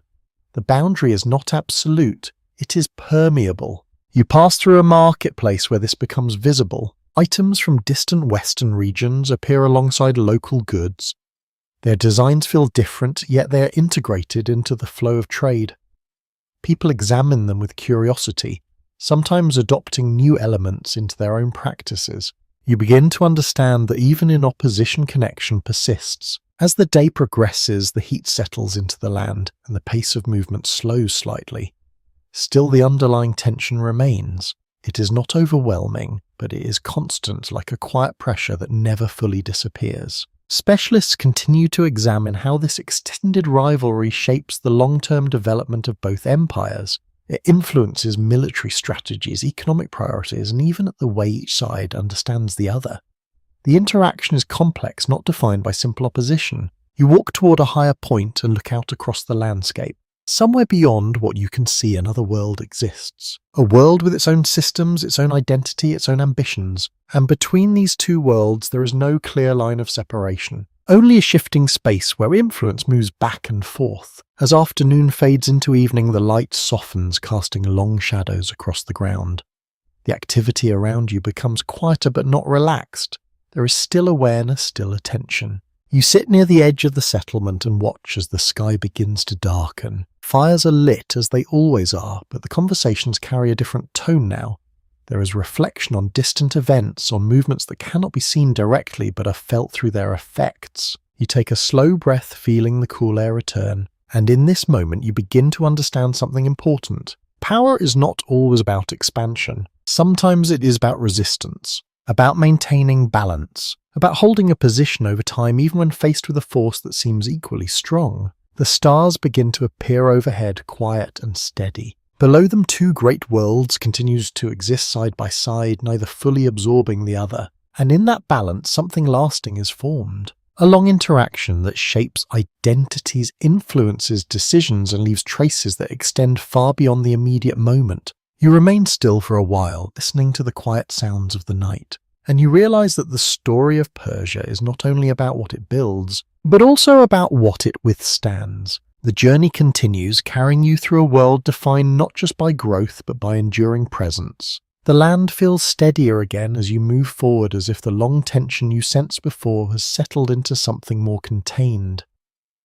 The horizon remains wide, but now there is a renewed sense of direction, a quiet rebuilding that takes place not through sudden change, but through careful restoration. You walk into a region where structures appear more deliberate once again. The settlements are stronger, their layout more intentional. There is a sense that something is being redefined not from nothing, but from what has endured. Voices carry a different tone, not uncertain, not reactive, but purposeful. A broadly accepted historical perspective tells us that the Sasanian Empire rises as a revival of Persian power, restoring a centralized authority after the more flexible Parthian period. This shift marks a return to stronger political structure with renewed emphasis on identity governance and cultural cohesion. You begin to see how this revival expresses itself. The spaces where decisions are made feel more defined. Authority is clearer. Roles are more visible. The system is not hidden beneath movement or adaptation. It is presented with confidence. You walk toward a large structure that stands at the center of a settlement. It's not overwhelming in size, but it carries presence. People approach it with awareness, with a sense of purpose. Inside, officials speak with clarity, their words structured, their actions coordinated. A less commonly emphasized detail is how the Sasanian rulers place strong importance on symbolism. Architecture, clothing, and ceremony begin to reflect authority more visibly. Power is not only exercised, it is expressed. You pause as a small procession moves through the space. The movement is slow, measured. The individuals involved carry themselves with composure. There is no excess, but there is intention. Every gesture feels considered. You begin to understand that this is not simply a return to earlier systems. It is a refinement, a redefinition of what Persian power means. Some researchers have explored whether this revival is driven more by a desire to strengthen internal unity or to present a clear identity in response to external pressures. The answer is not entirely clear, but both elements seem to play a role. You continue walking and notice how daily life adjusts to this renewed structure. The rhythm remains steady, but there is more visibility to authority. Decisions feel more centralized. Organization is more apparent. You pass through a marketplace where activity continues as before. Yet even here, the influence of structure can be felt. Exchanges are orderly, roles are understood, there is less ambiguity. A quieter detail reveals itself in how art and design begin to change. Patterns become more intricate. Motifs repeat with intention. Symbols appear that reflect not only cultural expression, but also political identity. The visual world begins to carry meaning beyond decoration. You stop to observe a craftsman working carefully on a piece. The design is precise, repeated with consistency. It is not random. It follows a pattern that is recognized, understood, shared. This suggests a deeper level of cultural cohesion, a shared sense of identity that extends across different regions. As the day progresses, the sun rises higher, casting a steady light across the landscape. The environment feels stable again, though not in the same way as before. This stability is structured, defined, maintained through clear systems. Experts continue to examine how the Sasanian Empire manages to sustain this level of organization while interacting with neighboring powers, including Rome. The balance between internal strength and external pressure remains complex, shaping decisions at every level. You walk toward the edge of the settlement and look outward. The land stretches as it always has, but now it feels framed by a stronger sense of control. Not absolute control, but intentional, directed. As afternoon begins to soften, you notice how people move within this system.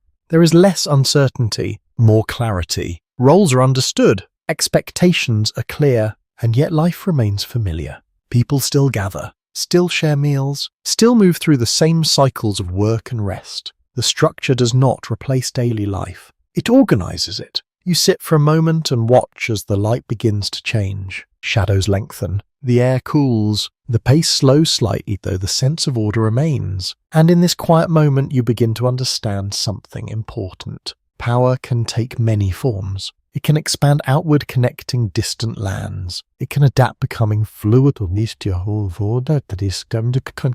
and mobile. And it can return inward, strengthening itself through definition and identity. The Sasanian revival reflects this third form, a return to clarity, to structure, to a sense of self that is expressed not only through action but through presence. The sky begins to darken and the first stars appear once more. You take a slow breath, feeling the calm settle around you. Earlier, you saw how Persia adapted to change.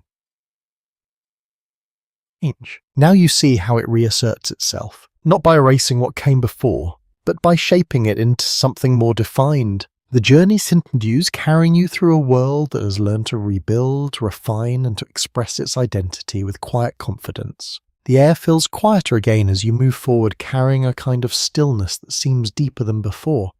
It is not the stillness of uncertainty, nor the calm of routine, but something more reflective, as if the world itself has turned inward.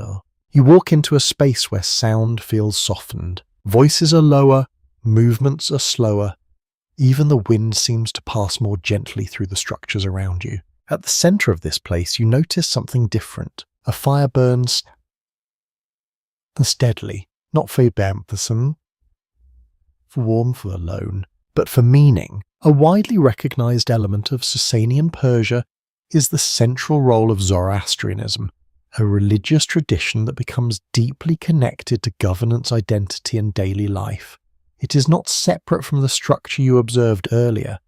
It is woven into it. You move closer to the fire. It is contained within a carefully maintained space. The flames are steady, watched over with quiet attention. People approach with respect, their movements deliberate, their expressions calm. This is not a place of noise or display. It is a place of presence. An often overlooked detail is how Zoroastrian belief emphasizes the idea of order and balance within the universe. Concepts of truth and falsehood, light and darkness are not just abstract ideas. They influence how people understand their actions, their responsibilities, and their place in the world. You sit nearby and observe. A figure tends to the fire, ensuring it remains clean, undisturbed. There is no rush in the movement. Each action is precise, almost meditative.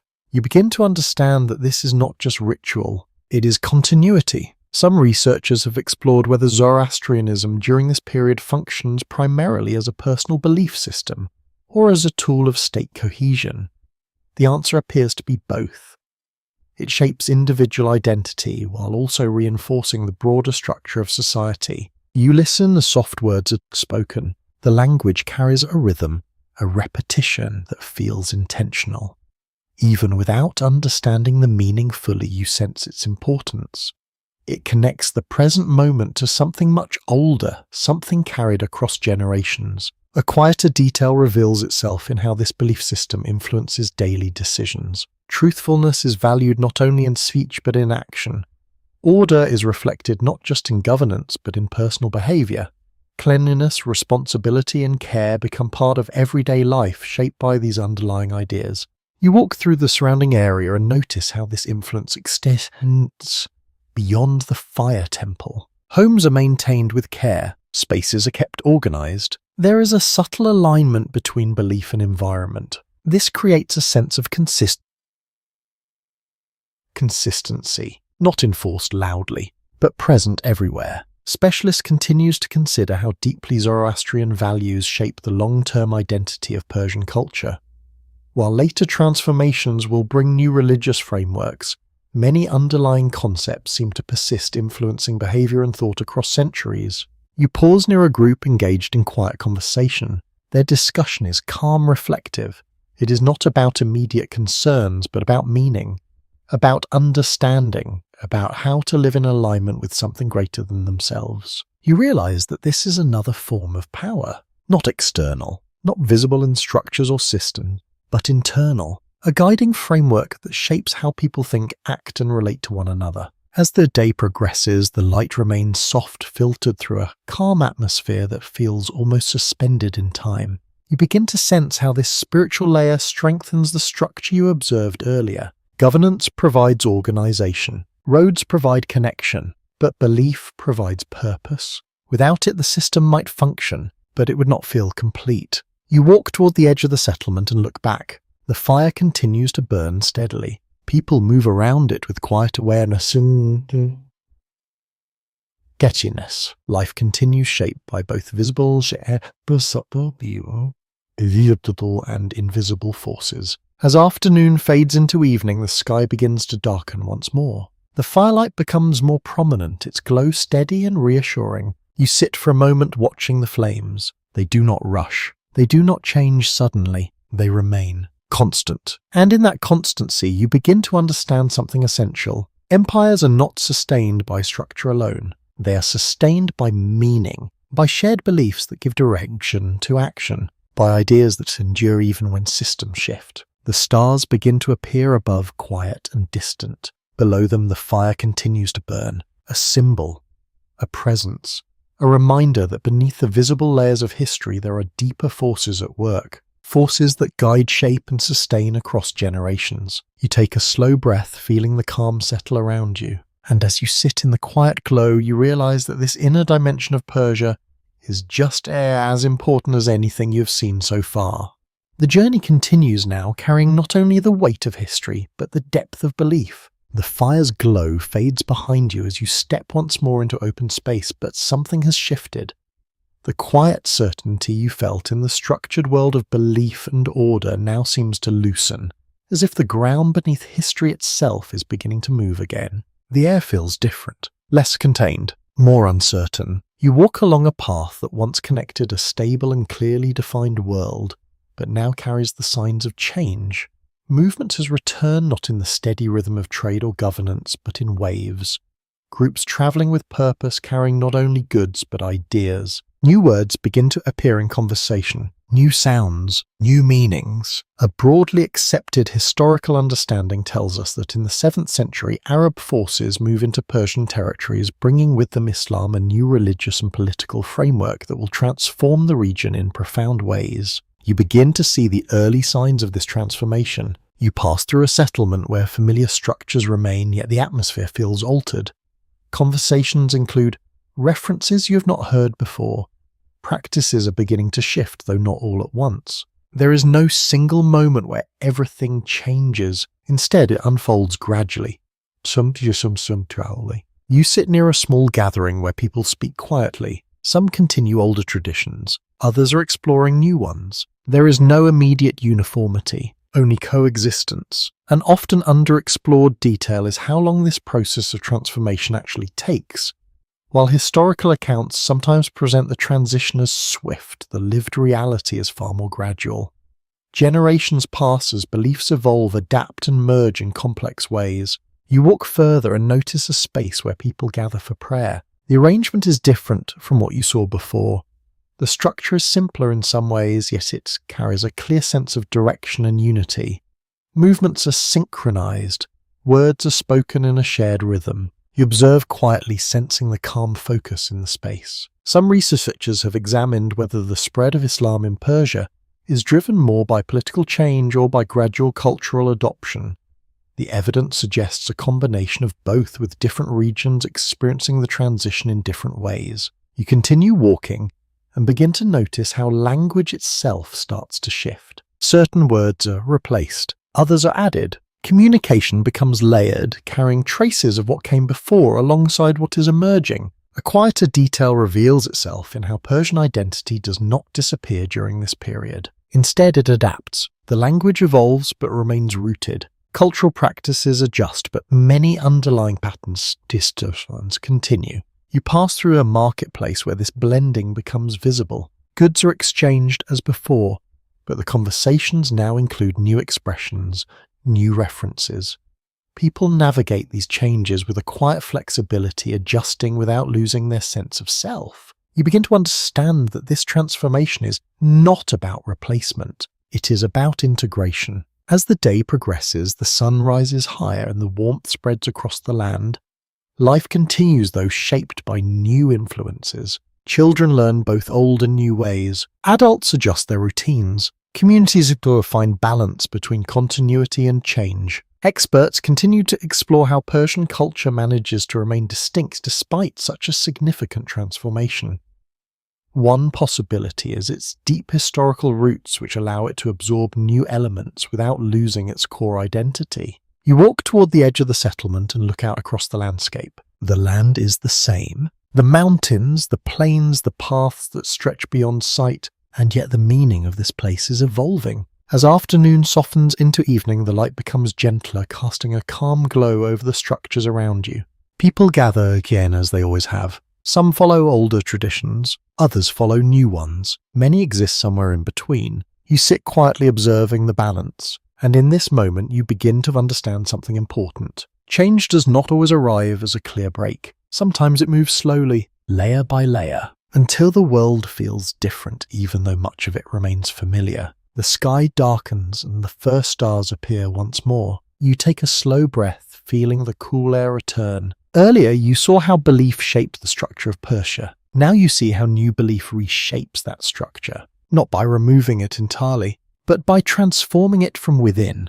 The journey continues, carrying you into a world where identity is no longer fixed but fluid, adapting, evolving, enduring. The evening air settles gently around you as you continue forward, carrying a quiet sense of continuity.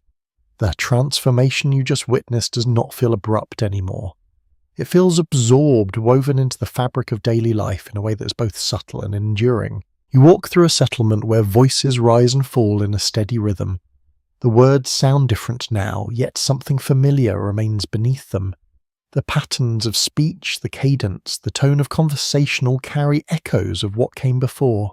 You begin to notice how identity is being preserved not through resistance but through adaptation. A well-established view among historians is that Persian language and culture continue to thrive after the arrival of Islam, eventually re-emerging strongly through the development of new Persian written, using the Arabic script but retaining its own structure and vocabulary. You hear this in the way people speak. Certain words feel ancient, carried across generations. Others feel newer, introduced through changing belief and governance. Together they form a language that bridges past and present. You pause near a small group gathered in conversation. One person recites lines that feel poetic, their voice calm and measured. The others listen closely, not interrupting. There is a quiet respect for the spoken word, for the way ideas are expressed and remembered. A lesser-known detail is how Persian storytelling traditions play a crucial role in preserving cultural identity during this period. Epic tales, poems, and oral histories continue to circulate, carrying with them values, memories, and a sense of continuity that cannot be easily erased. You sit nearby and listen. Even without understanding every word, the rhythm draws you in. It feels steady, grounded. Some scholars propose that this literary tradition becomes one of the strongest forces in maintaining Persian identity, especially as political structures shift. Others suggest that everyday practices and social customs play an equally important role. The balance between these influences remains a subject of ongoing discussion. You continue walking and notice how architecture reflects this blending as well. Buildings maintain familiar shapes yet incorporate new elements. Decorative patterns evolve, combining earlier motifs with influences from the broader Islamic world. The result is not a loss of identity but a transformation of it. You pass through a courtyard where people gather in the shade. Conversation flow easily. Ideas are exchanged. There is a sense of intellectual curiosity that feels more visible now. A quieter detail emerges in how education begins to take on a more structured form. Centers of learning appear where knowledge is shared, discussed, and expanded.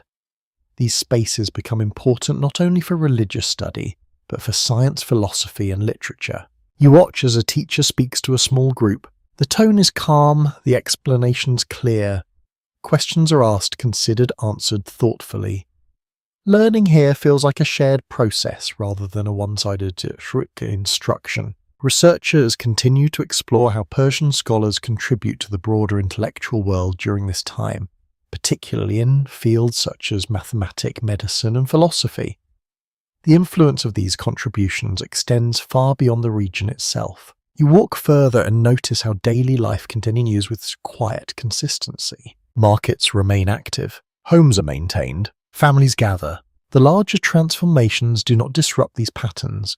Instead, they settle into them, becoming part of the background of everyday existence. You begin to understand that cultural endurance does not always require visible resistance. Sometimes it exists in continuity, in the way people speak, in the stories they tell, in the habits they pass down. As the day moves toward evening, the light softens once again. The sounds of the settlement become quieter, blending into a gentle rhythm that feels familiar. You sit near a group sharing a meal. The conversation is relaxed, unhurried.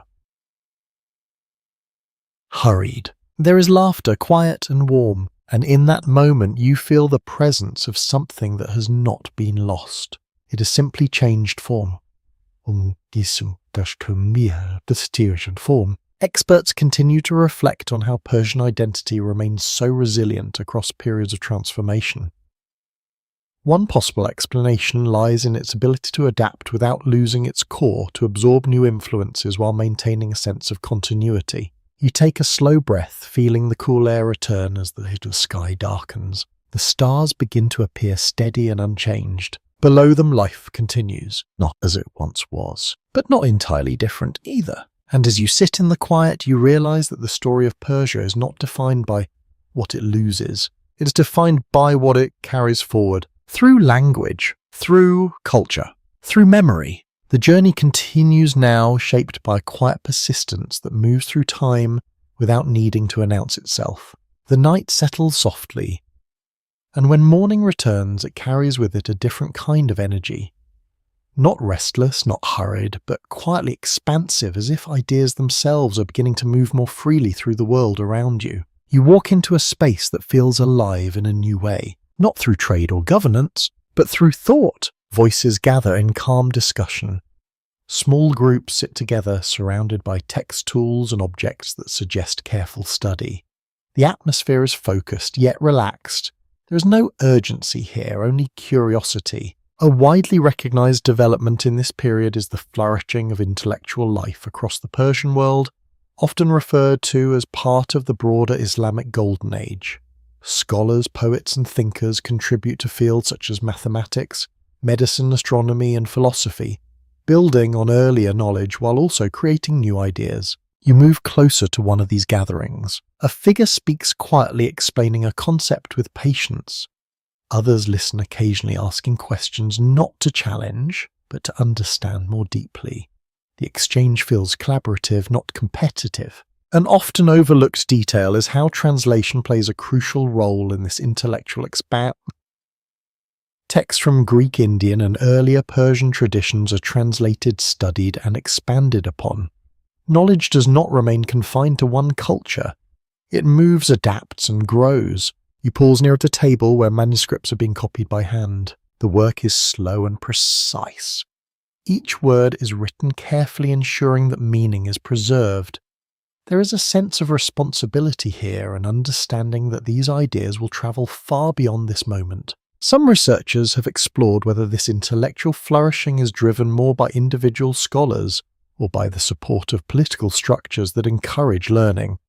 The reality appears to be a combination of both, with centers of power often providing the stability needed for scholarship to thrive. You continue walking and notice how poetry holds a special place in this world. A small group gathers as someone begins to recite verses. The words flow gently, carrying emotion and reflection. The listeners remain still, absorbing each line. A quieter detail emerges in how Persian poetry becomes a key way of expressing identity, philosophy, and emotion. It is not limited to formal settings. It moves through everyday life, shaping how people think and feel. You sit for a moment listening to the rhythm of the language. Even without full understanding, you sense its depth, its continuity. As the day progresses, you notice how different areas of knowledge connect. Mathematics informs astronomy. Philosophy influences medicine. Observation and reflection work together. This is not isolated learning. It is interconnected. Specialists continue to examine how these intellectual developments influence regions far beyond Persia.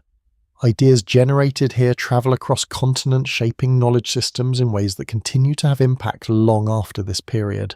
You walk into a space where instruments are carefully arranged. Simple tools, yet used with precision. A person studies the movement of shadows, tracking the passage of time. Another observes the sky, noting patterns among the stars. There is a sense of quiet discovery of learning through careful attention. You begin to understand that this is another form of power, not built on expansion or control, but on understanding, on the ability to observe, to question, and to build knowledge over time. A more subtle detail reveals itself in how this pursuit of knowledge coexists with daily life. The people you saw earlier, farmers, craftsmen, traders, continue their routines. Yet the ideas developed in these spaces gradually influence them as well. New methods, new perspectives, new ways of understanding the world. The impact is not immediate, but it is steady. As afternoon softens into evening, the light becomes warmer, casting a gentle glow over the place of study. The discussions continue, though quieter now. The work of copying text slows, the voice is lower. You sit near the edge of the gathering and look around. The atmosphere feels calm, almost timeless. And in that calm, you begin to understand something important. The strength of a civilization is not only measured by its ability to build or to conquer, it's also measured by its ability to think, to reflect, to learn. The sky darkens and the first stars appear once more. You take a slow breath, feeling the cool air settle around you. Earlier you saw how identity was preserved through language and tradition. Now you see how it expands through knowledge, how ideas carry that identity forward into new forms. The journey continues, guided not just by movement or structure, but by curiosity itself. A quiet force that shapes the world in ways that are not always immediately visible. The light of morning returns gently, and as you continue forward, the atmosphere begins to shift once again. The calm presence of learning and reflection remains, but it now shares space with something more uncertain. Not disruptive, not chaotic, but layered with change. You walk through a region where the structures feel familiar, yet the people who move within them carry different accents, different styles, different expressions of authority. The continuity of culture is still there, but the political surface above it has become more fluid. Power, it seems, no longer rests in one place for long. A broadly accepted historical understanding suggests that after the earlier periods of unity, Persian lands experienced cycles of fragmentation and reformation. Various dynasties rise, govern, and eventually give way to others, each shaping the region in their own way, while still building upon what came before. You begin to notice this in subtle ways. You pass through a settlement where the organization feels slightly different from the last. Roles are similar, but the structure of authority has shifted. Symbols change. Names of leaders are spoken with familiarity, but they do not remain constant across regions. An often underappreciated detail is how these changes in power do not always disrupt daily life as much as one might expect. While leadership shifts, many local practices continue with remarkable stability. The deeper rhythms of life remain steady beneath the changing surface. You sit near a group discussing recent events. Their conversation moves between the present and the past.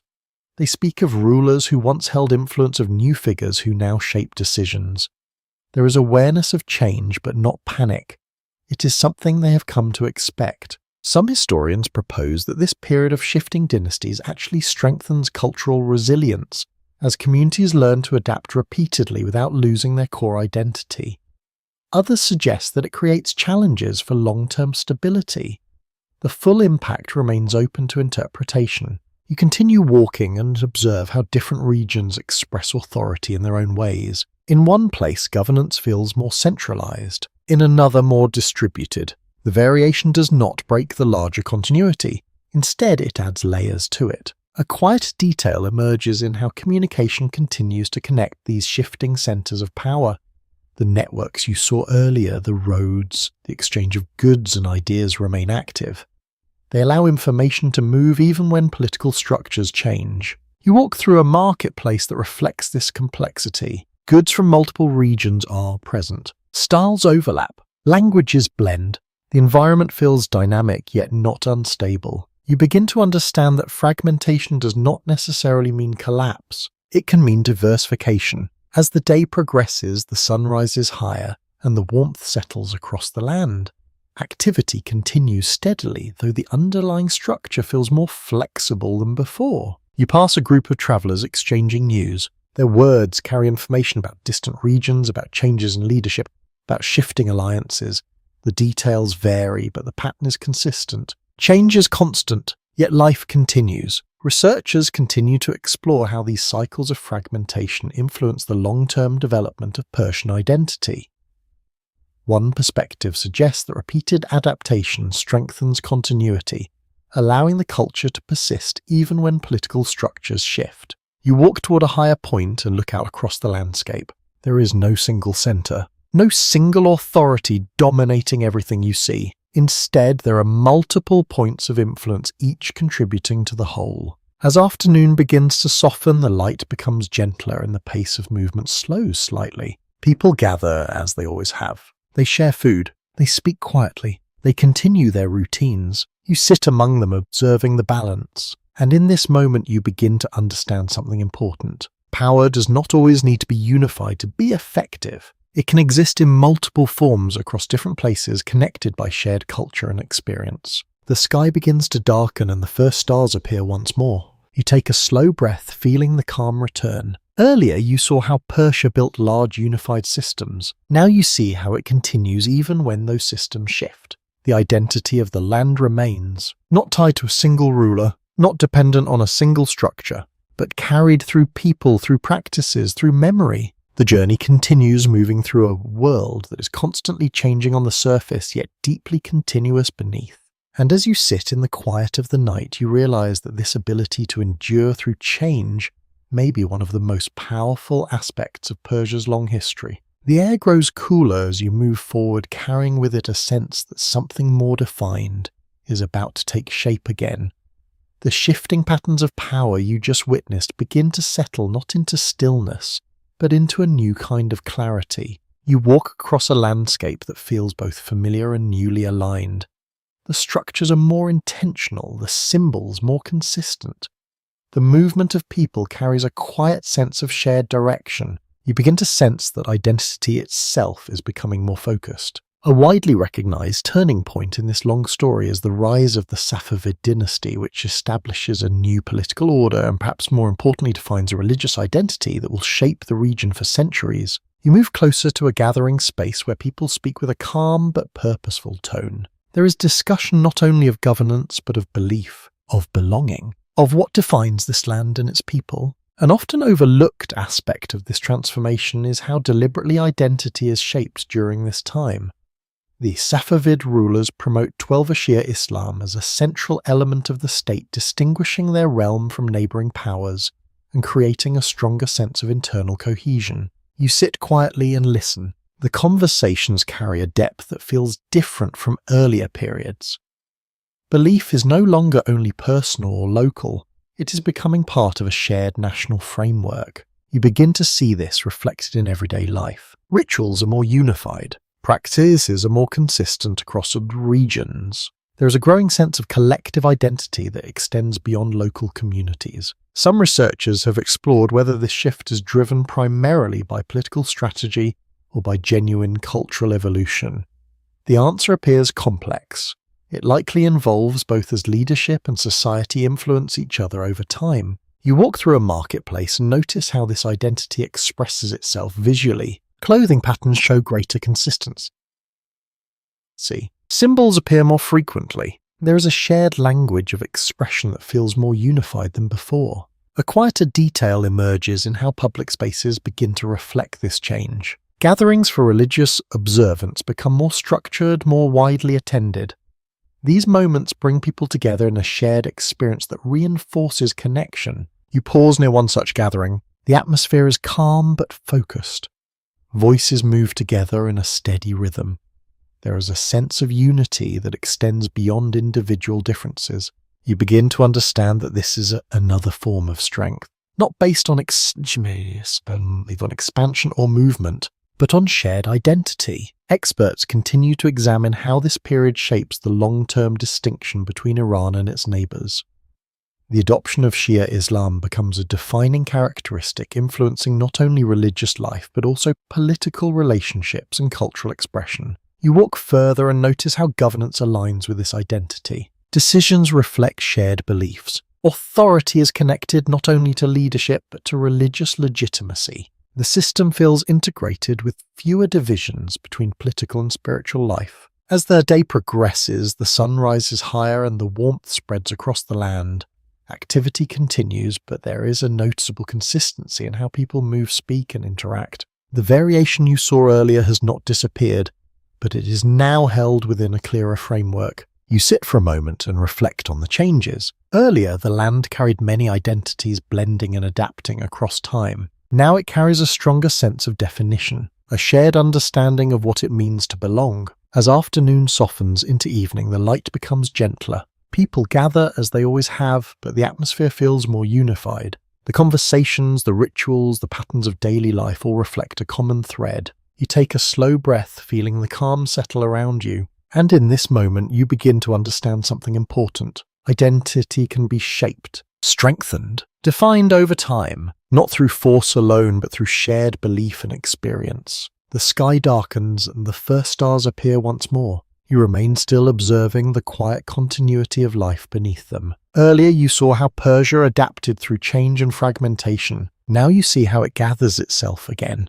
becoming more focused, more defined, more aware of itself. The journey continues, carrying you into a world where identity is no longer just inherited. It is actively shaped, and that shaping will influence everything that follows. The evening air settles with a quiet steadiness, and as you move forward, you begin to sense how deeply the changes you just witnessed have taken root. The identity that once felt fluid now carries a firmer presence, not rigid but clearly shaped. You walk through a town where the rhythms of life feel familiar yet more aligned.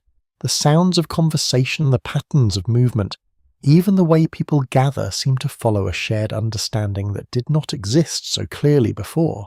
Belief is no longer something that shifts gently from place to place. It holds, it anchors. A commonly accepted view is that during the Safavids period, the establishment of Shia Islam as the dominant religious framework becomes deeply intertwined with both governance and daily life, reinforcing a distinct identity that sets this region apart from its surroundings. You begin to see how this connection expresses itself in small, consistent ways. You pass a group engaged in quiet discussion. Their words reflect shared references, shared ideas. There is less variation in how belief is spoken about, more agreement, more cohesion. An often overlooked detail is how this shared identity strengthens internal unity, while also creating clearer distinctions with neighbouring regions.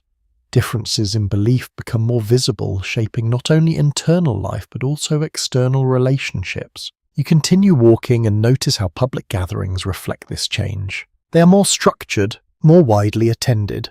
There is a sense of collective participation that feels intentional. You sit at the edge of one such gathering. Voices rise and fall together, not in perfect unison, but with a shared rhythm that creates a sense of connection.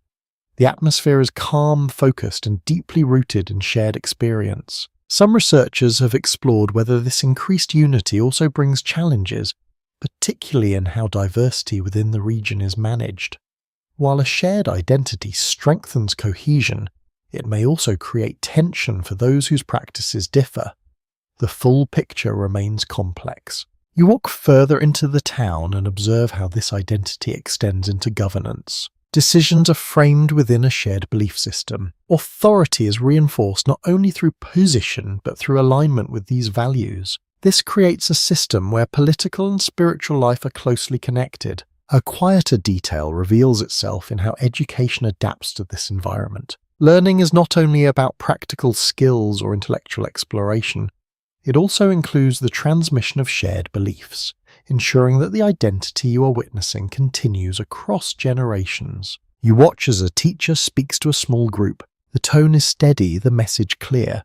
The students listen closely, absorbing not just information but a way of understanding the world. You begin to realize that this is how identity becomes lasting, not through single events, but through repetition, through daily reinforcement. As the day progresses, the sun rises higher and the warmth settles into the streets. Life continues with its familiar rhythm, but now it feels more synchronous. Markets remain active. Homes are filled with quiet activity. Families gather and share meals. Yet beneath all of this, there is a shared framework that connects these moments together. You pause near a craftsman working carefully on a decorative piece. The patterns are precise, repeated with intention. They reflect not only artistic expression but a shared cultural language that is widely understood. Experts continue to examine how this period shapes the long-term identity of the region, particularly in how belief, governance, and culture become closely aligned. This alignment creates a sense of continuity that extends far beyond the Safavid era.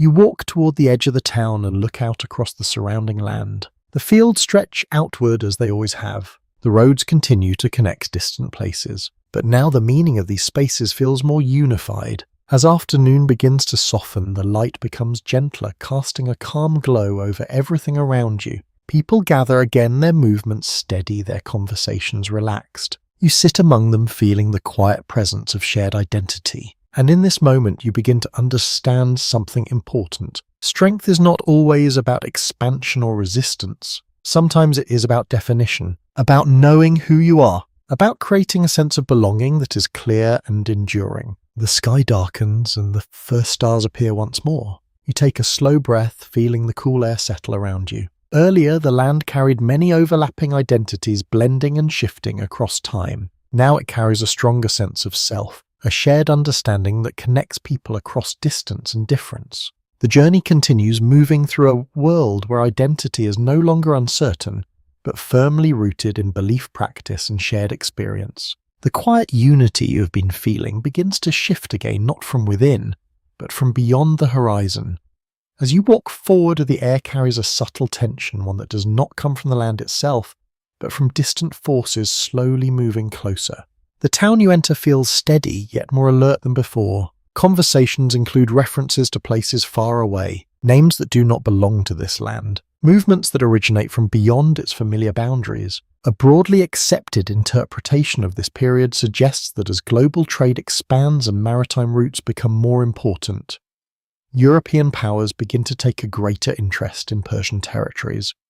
This interest is not immediate or overwhelming, but it grows steadily over time. You walk through a marketplace where this influence begins to appear in small ways. Objects from distant regions are present, materials that feel unfamiliar, designs that carry a different style. People examine them with curiosity, sometimes with caution. An often overlooked detail is how these early interactions are not always confrontational. At first, they are based on the trade exchange on mutual interest.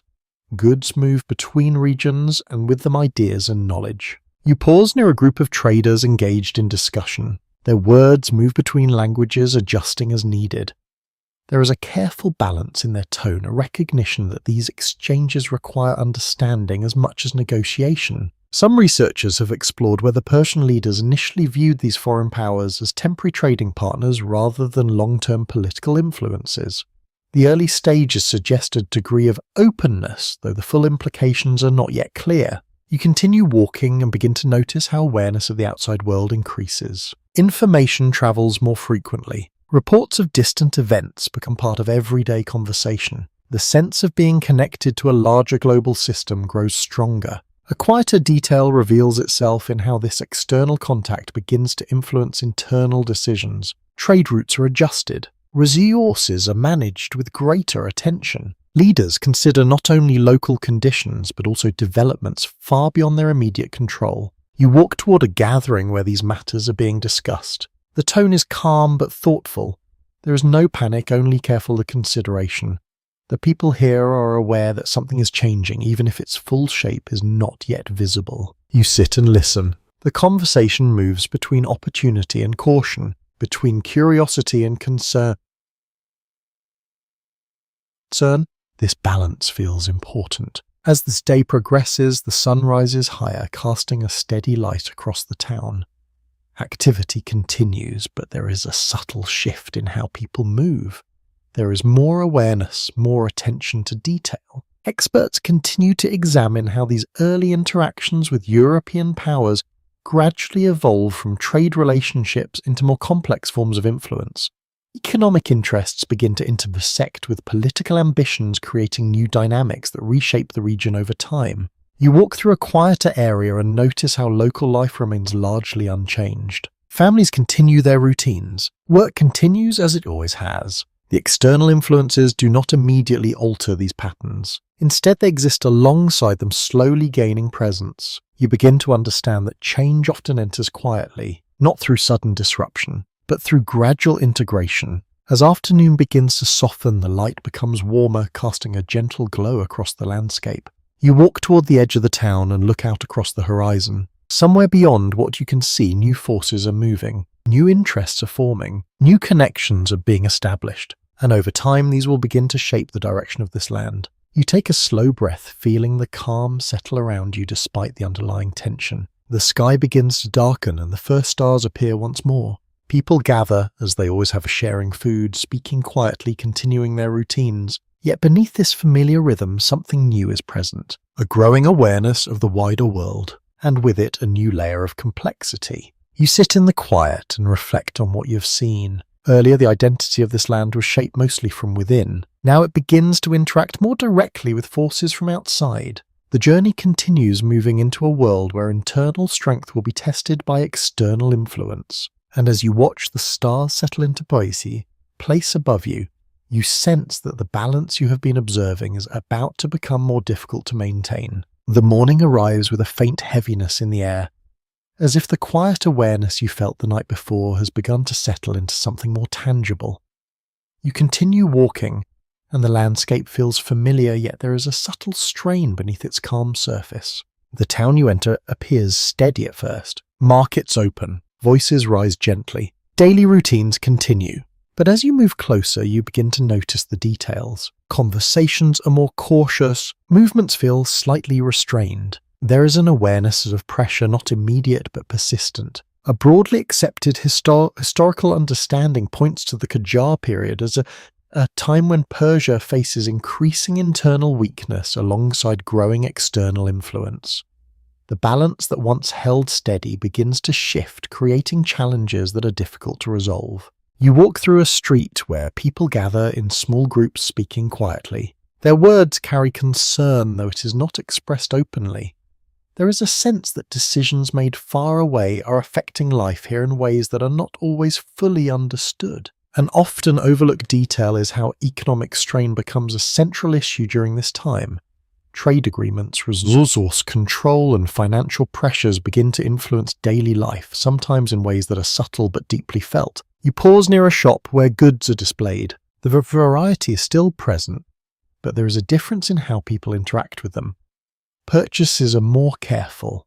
Conversations include mention of cost of availability of uncertainty. You begin to sense that stability is becoming harder to maintain. Some researchers have explored whether the challenges of this period are driven more by internal governance issues or by the growing influence of foreign powers. The answer appears complex, with both factors contributing in ways that are difficult to separate. You continue walking and notice how authority is perceived. Leaders are still recognized, but the confidence that once surrounded them feels less certain. Decisions are questioned more quietly, more indirectly, but the shift is there. A quieter detail reveals itself in how communication reflects this uncertainty. Messages are shared, but not always with clarity. Information moves, but it sometimes carries doubt. This creates a sense of hesitation. You walk toward a gathering where people are discussing recent developments. The tone is calm, but there is a weight behind the words. References are made to agreements, to concessions, to changes that affect the land and its resources. You listen carefully. There is no clear solution in the conversation, only an attempt to understand what is happening. As the day progresses, the sun rises higher, and the warmth spreads across the streets. Activity continues, but it feels more fragile than before. People still work, still trade, still gather. But there is an undercurrent of concern that does not fully disappear. Experts continue to examine how this period shapes the transition from traditional systems to more modern pressures. The interaction between internal DAIF and external influence creates a complex environment that challenges long-established patterns. You walk through a quieter part of the town and notice how families continue their routines. Children learn, meals are prepared, life goes on. This continuity feels important. Even as larger forces create instability, the daily rhythm remains. You begin to understand that this is how people adapt. They continue, even when conditions are uncertain. As afternoon softens into evening, the light becomes gentler, casting long shadows across the ground. You sit near a small group gathered around a simple meal. The conversation is quieter than before, more reflective. There is a sense of watching, of waiting, a recognition that the world is changing in ways that are not entirely within their control. You take a slow breath, feeling the cool air return as the sky begins to darken. The stars appear once more steady and distant. Below them, life continues, but now it carries a new layer of awareness, a sense that the balance you have been observing is becoming harder to maintain. Earlier, Persia moved through cycles of strength, adaptation, and renewal. Now it faces a different kind of challenge, one shaped not only by internal conditions but by forces that extend beyond its borders. The journey continues, carrying you into a world where the path forward is less certain, and where the decisions made in this period will shape everything that follows. The air feels heavier as you move forward, not with noise or movement, but with consequence. The quiet tension you sensed before now begins to take a more visible form, shaping the land in ways that are difficult to ignore. You walk into a town where the rhythm of life continues, but something underneath it has changed. Conversations pause more often, eyes linger a little longer. There is an awareness that something valuable has entered the story, something that draws attention from far beyond this place. Oil. A widely recognized turning point in this era is the discovery of vast oil reserves beneath Persian land in the early 20th century. What had once been a quiet resource beneath the earth suddenly becomes a source of global interest, transforming the region into a focal point of international attention. You walk toward an area where activity gathers around new structures. The design is unfamiliar, the purpose clear. Machines, tools, and systems begin to appear that are unlike anything you have seen before in this journey. They do not follow the slow rhythm of traditional life. They operate with a different kind of intensity. An often overlooked detail is how quickly this discovery changes the balance of power. Control over oil is not just about resources. It becomes tied to influence, to negotiation, to decisions made far beyond the local level. You pause near a group observing the new activity. Their expressions are mixed. Curiosity, uncertainty, a quiet concern. You listen as they speak. The words reflect both opportunity and unease. There is recognition that this resource could bring change, perhaps even prosperity, but also an awareness that it may come with conditions. Some researchers have examined whether the earlier agreements surrounding oil extraction truly benefited the local population or primarily served foreign interests. The complexity of these arrangements continues to be studied with different interpretations depending on perspective. You continue walking and notice how the presence of oil begins to influence daily life. Work opportunities shift. New roles emerge. People who once focused entirely on agriculture or trade begin to interact with this new industry. The pace of life changes, slightly at first, then more noticeably. A quieter detail reveals itself in how the land itself is perceived differently. What was once simply ground beneath your feet now holds hidden value. Value that others seek to access. Value that changes how decisions are made. You walk through a marketplace where conversations now include references to contracts, to payments, to distant companies and agreements that are not fully visible yet deeply influential. This creates a new layer of complexity. Local life remains, but it is now connected to global systems in ways that are not always easy to control. As the day progresses, the sun rises higher, casting a steady light over the changing landscape. You begin to notice how infrastructure develops around these new activities. Paths become roads. Roads become more defined. Movement becomes more frequent. The quiet land you once walked now carries a different kind of motion. Experts continue to analyze how the discovery of oil reshapes not only the economy but also political relationships within and beyond Persia.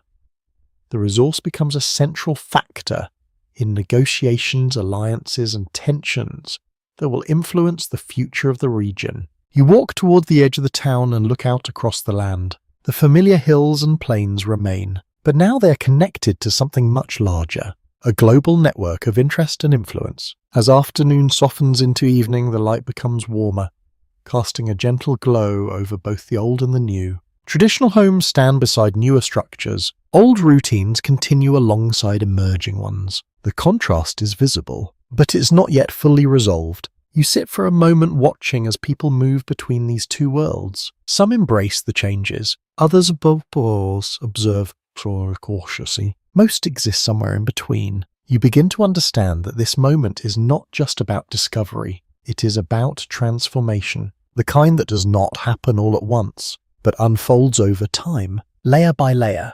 The sky begins to darken and the first stars appear once more. You take a slow breath, feeling the cool air settle around you. Earlier, the land shaped the lives of those who lived upon it. Now what lies beneath the land begins to shape everything above it. The journey continues, carrying you into a world where local identity and global interest become deeply intertwined. And as you sit in the quiet, you sense that this new force will not simply pass through. It will remain, influencing decisions, shaping futures, altering the course of history in ways that are only just beginning to unfold. The night lingers a little longer than before, and when morning finally arrives, it feels sharper, more defined, as if the world itself is preparing for something more deliberate.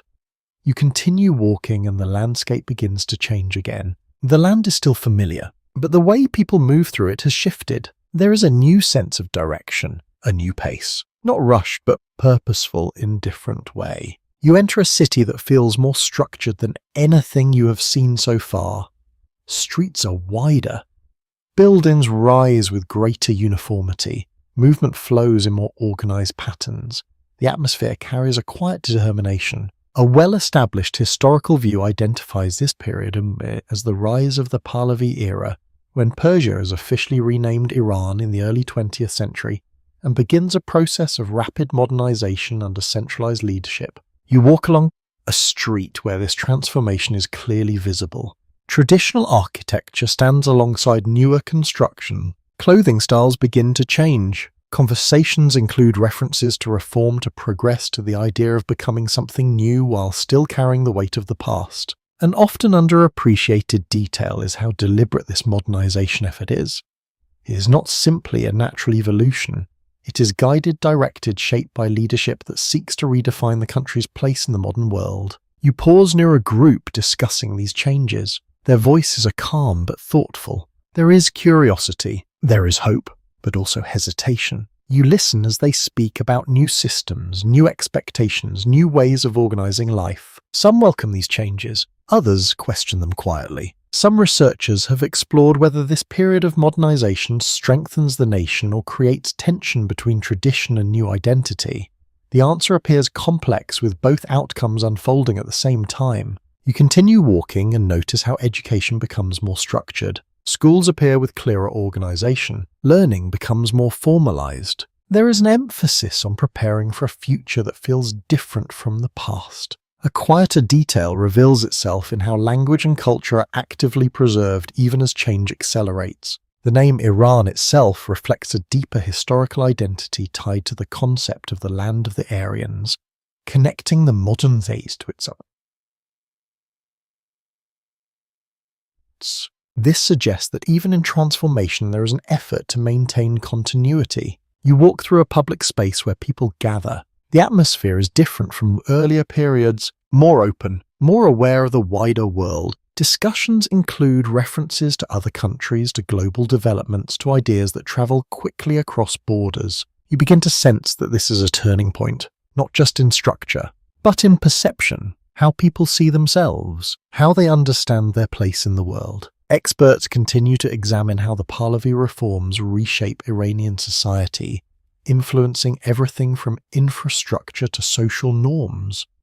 The pace of change is significant, and its effects are felt across all levels of life. As this day progresses, the sun rises higher and the warmth spreads across the city. Movement continues steadily. Vehicles begin to appear alongside traditional forms of travel. The sound of the city changes, blending old rhythms with new ones. You pause at the edge of a street and watch as people pass by. Some dressed in traditional clothing, others in more modern styles. The contrast is visible, yet both exist within the same space. As afternoon softens into evening, the light becomes gentler. The city slows slightly, though it never fully rests. You sit near a quiet corner and observe. The structures around you reflect both history and change. The people carry both continuity and transformation. And in this moment, you begin to understand something important. Modernization is not simply about moving forward. It is about negotiating between what was and what will be, finding a balance between identity and change. The sky darkens and the first stars appear above the city. You take a slow breath, feeling the cool air settle around you. Earlier, the land shaped identity through slow evolution. Now identity is being shaped more actively, more deliberately. The journey continues, moving into a world where history and modernity exist side by side, sometimes in harmony, sometimes in quiet tension. And as you sit in the fading light, you sense that this transformation is far from complete. It's only the beginning of a new chapter. The city does not fully sleep. Even as the night deepens, there is a quiet movement that continues beneath the surface. Lights remain in some windows. Voices carry softly through narrow streets. The world you are walking through feels awake in a different way now, not through activity alone, but through thought.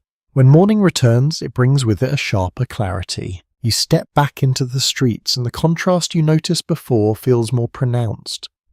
The buildings stand tall and ordered. The roads guide movement with precision. Yet beneath this structure there is something unsettled. You begin to sense it in the way people speak, not openly, not loudly, but in small pauses, in careful phrasing, in glances that linger just a little longer than necessary. A commonly held understanding of this period suggests that while the Pahlavi era brings rapid modernization, it also introduces tension between traditional values and centralized authority. The effort to reshape society does not affect everyone in the same way. You walk past a group engaged in quiet conversation. Their words are measured. Some speak of progress, of opportunity, of a future that feels more connected to the wider world. Others speak more cautiously, of change that feels too fast, of traditions that seem to be slipping away. An often underappreciated detail is how these differences are not always visible at first. On the surface, life appears organized, structured, moving forward, but beneath that surface, multiple perspectives exist at the same time. You continue walking and notice how authority is expressed more clearly than before. Uniform figures appear more frequently. Rules are followed more strictly. The presence of control is not overwhelming, but it is noticeable. You pause near a public space where people gather. The atmosphere is calm, yet there is an awareness of being observed, of being part of a system that extends beyond individual choice. Some researchers have explored whether the centralization of power during this time creates stability or limits expression. The answer varies depending on perspective, reflecting the complexity of the period. You sit quietly and watch as people move through the space. Some appear comfortable adapting easily to the structure around them. Others move more carefully, as if navigating invisible boundaries. A quieter detail reveals itself in how information flows. Newspapers circulate. Conversations include references to national developments. Yet not everything is said openly. There are layers to communication. What is spoken? What is implied? What is left unsaid? You begin to understand that this is another form of tension, not visible in conflict, but present in thought, in perception, in the space between words. As the day progresses, the sun rises higher and the city becomes more active. Vehicles move steadily along the roads, shops open, work continues. The rhythm of modern life feels efficient, organized, purposeful, and yet the underlying complexity remains. Experts continue to examine how this period shapes the conditions that will eventually lead to broader change. The interaction between modernization, control, and cultural identity creates a dynamic that is difficult to maintain indefinitely. You walk toward the edge of the city and look back. From a distance, everything appears all structured, stable, but you now understand that this stability is layered, built on both progress and tension. As afternoon softens into evening, the light becomes warmer, casting a gentle glow across the buildings. People gather again, as they always have. Conversations continue, some open, some cautious. You sit among them, feeling the quiet complexity of the moment. And in this moment, you begin to understand something important. Change is not only about what is visible, it is also about what is felt, what is thought, what is questioned quietly. The sky darkens and the first stars appear above the city. You take a slow breath, feeling the cool air settle around you. Earlier modernization brought new structure and direction. Now it brings reflection, and with reflection comes the possibility of further change. The journey continues, moving into a moment where the balance between control and expression begins to shift in ways that cannot be easily reversed. And as you sit in the quiet of the night, you sense that something is building. Not suddenly, but steadily. The night feels heavier than before, not in sound, not in movement, but in anticipation. As you sit quietly, you begin to sense that the steady tension you have been observing is no longer something that can remain beneath the surface. When morning arrives, it does not feel calm. It feels charged. You step into the streets and the difference is immediate. The same buildings stand, the same roads stretch forward, but the atmosphere has changed. Voices are louder now. Groups gather more openly. Movement feels less controlled. You walk toward a crowd, a wide public space. People stand closer together than before. Conversations overlap. There is a shared energy, something collective that was once quiet and scattered now becoming visible. A broadly accepted historical interpretation identifies this period as the build-up to the Iranian Revolution, when widespread dissatisfaction with political authority, social conditions, and rapid modernization begins to converge into organized resistance. You move closer, listening. The voices carry different concerns. Some speak of inequality, others of identity, others of belief. The words are varied, but the feeling behind them is connected. An often overlooked aspect of this moment is how diverse the motivations are. This is not a single unified demand, but a convergence of many perspectives, each shaped by personal experience and broader change. You stand at the edge of the gathering and watch. There is no single leader visible, no single direction. Yet the movement continues to grow. People arrive. They listen. They add their voices. Some researchers have explored whether the revolution emerges as a sudden eruption or as the result of long-building pressures that finally reach a tipping point. The evidence suggests a gradual accumulation of tension that eventually becomes impossible to contain. You begin to notice how communication has changed. Messages spread quickly, not just through official channels, but through people, through conversations, through shared experience. Information moves faster than before, carried by a sense of urgency. A quieter detail reveals itself in how daily life begins to shift. Work continues, but with interruptions. Shops open, but with uncertainty. The rhythm of the city becomes uneven. You walk through a street where people gather in smaller groups, discussing events, sharing perspectives, trying to understand what is happening. There is a sense of collective awareness, a recognition that this moment matters. As the day progresses, the sun rises higher, but the usual calm does not return. The energy remains. It grows. You hear chants begin not loud at first, but steady, repeating, carrying across the space. You pause and listen. The sound is not chaotic. It is rhythmic, intentional. Experts continue to analyze how such movements organize themselves, often without centralized control. The combination of shared grievances, communication networks, and collective identity creates momentum that becomes difficult to stop. You walk further and notice how authority responds. Presence increases. Observation becomes more visible. Yet the movement continues, not without tension, not without uncertainty, but with persistence. You begin to understand that this moment is not about a single event. It is about a shift in direction, a turning point where the balance between control and expression begins to change. As afternoon moves toward evening, the light softens, but the energy does not fade. People remain gathered. Conversations continue. The atmosphere holds. You sit at the edge of the space and observe. The city feels different now, not just in action, but in awareness. And in this moment, you begin to understand something important. Power is not only held by those in authority, it can also emerge from collective experience, from shared understanding, from people coming together.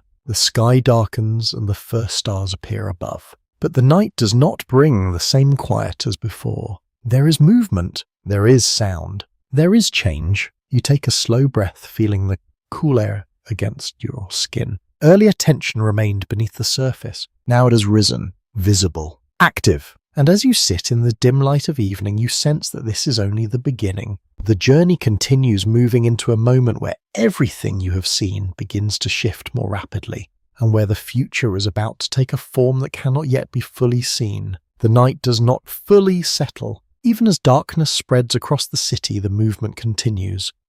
Voices echo through streets that once felt quiet.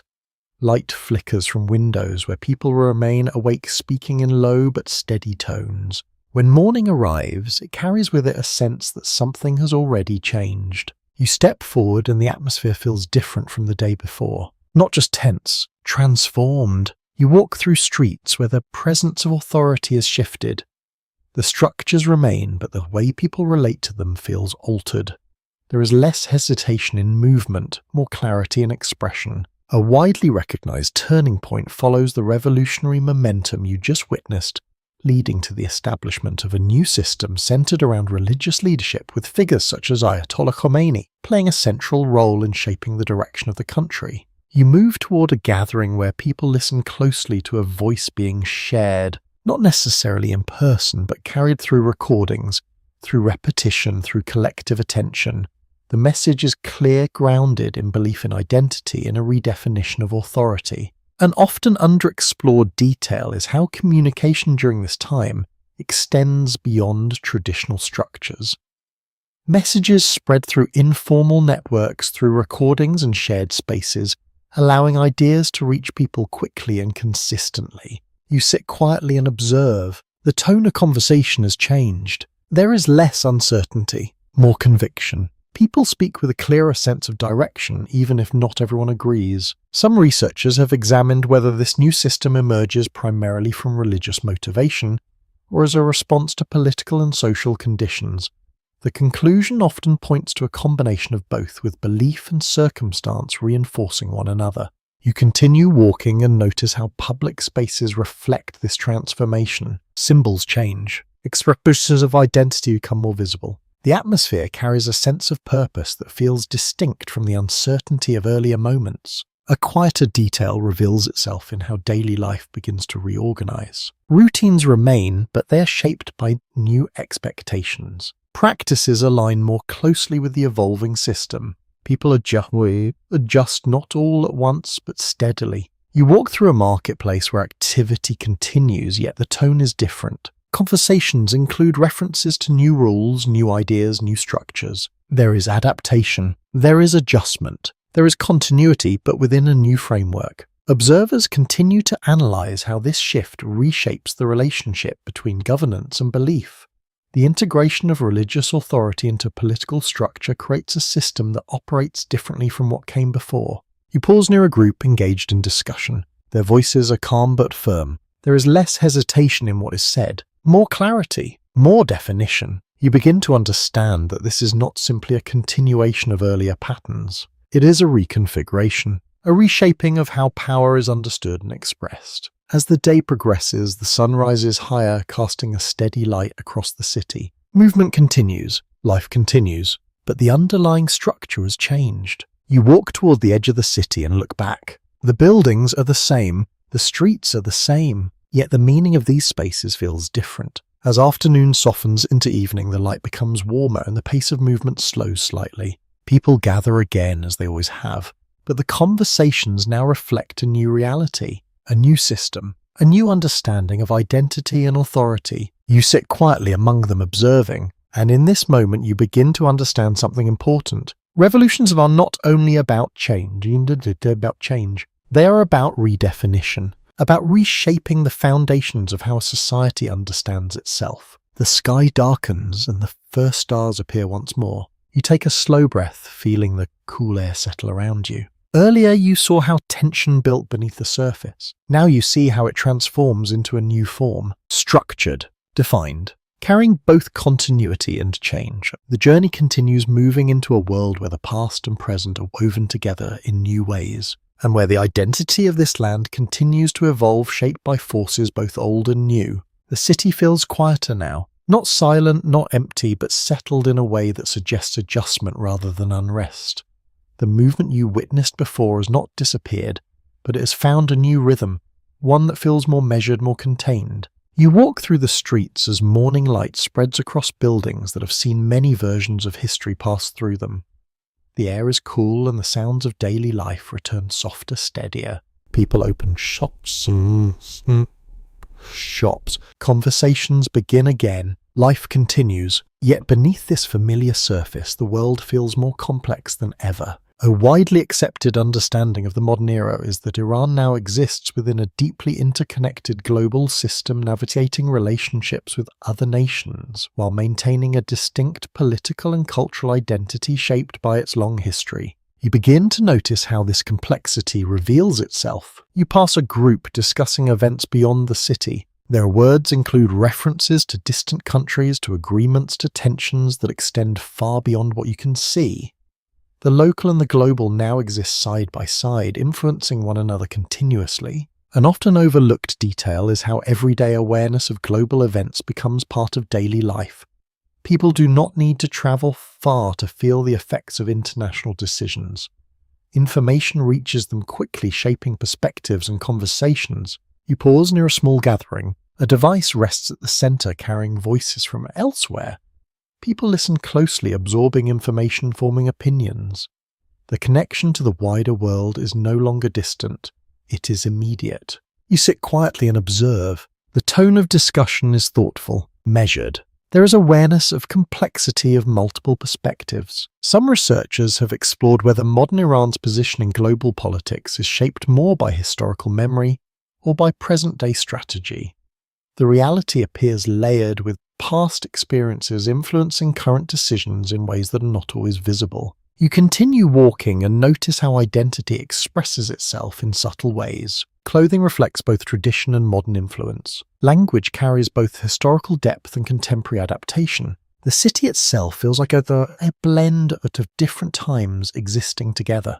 A quieter detail reveals itself in how younger generations interact with this environment. They move comfortably between tradition and modernity, adapting to both without fully abandoning either. Their perspective reflects a continuity that is flexible rather than fixed. You walk through a marketplace where this blend becomes clear. Modern items are displayed alongside traditional goods. Conversations shift easily between topics from daily concerns to broader global issues. There is a sense of awareness that feels more expansive than before. Observers continue to examine how Iran balances internal identity with external pressures, maintaining a sense of self while engaging with a rapidly changing world. This balance is not static. It shifts over time, influenced by events both within and beyond its borders. As the day progresses, the sun rises higher and the city becomes more active. Movement flows steadily. Voices blend into a familiar rhythm. Yet the underlying awareness remains. You walk toward a higher point and look out across the city. It stretches wide, filled with life, with history, with layers of meaning. Somewhere within it, ancient patterns still exist. Paths that were once walked, ideas that were once formed. They are not always visible, but they remain. As afternoon softens into evening, the light becomes gentler. The city slows slightly. People gather. Conversations continue. You sit quietly, taking in the atmosphere. And in this moment, you begin to understand something important. The story of this land is not confined to the past. It continues, shaped by history but also by present choices, by the way people interpret their identity, by the way they engage with the world around them. The sky darkens and the first stars appear once more. You take a slow breath, feeling the cool air settle around you. Earlier, you walked through ancient lands where identity was just beginning to form. Now you sit in a modern world where that identity continues to evolve. The journey nears its end, but the story does not. It carries forward, shaped by everything that has come before, and everything that is still unfolding. The night feels softer now. Not heavy with tension, not filled with movement, but calm in a way that feels earned. You sit quietly, and for the first time in a long while, nothing seems to be pushing forward or pulling apart. The city rests. Lights glow gently in the distance. Voices fade into quiet conversation, then into silence. You begin to walk again slowly, without direction, letting the journey carry you rather than guiding it yourself. The streets feel familiar, not because they have remained unchanged, but because you have walked through so many versions of them.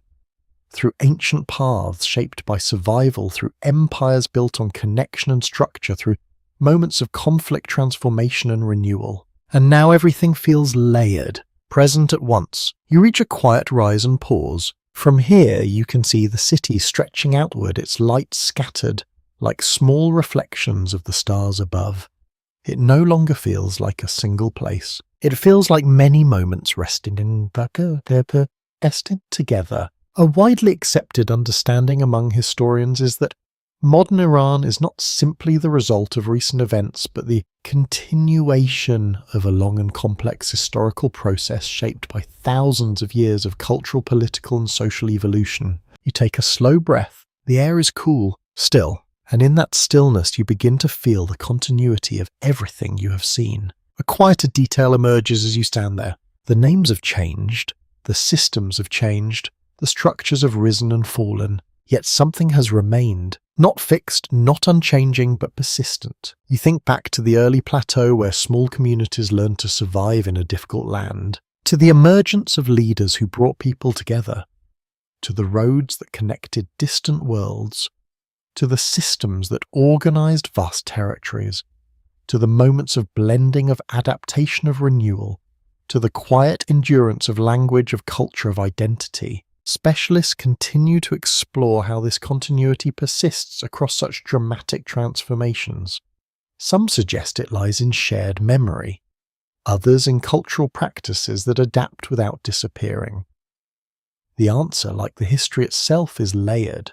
You begin to walk again, slowly descending from the rise. The city feels closer now, more immediate, yet still calm. You pass through streets where life continues quietly. A door closes softly, a light dims. Some footsteps fade into the distance. There is no urgency here, only presence. You sit near a quiet corner and look up. The stars above are the same ones that once shone over ancient Persia, unchanged, day, witnessing everything. And in that moment you begin to understand something deeply simple. History does not disappear. It settles.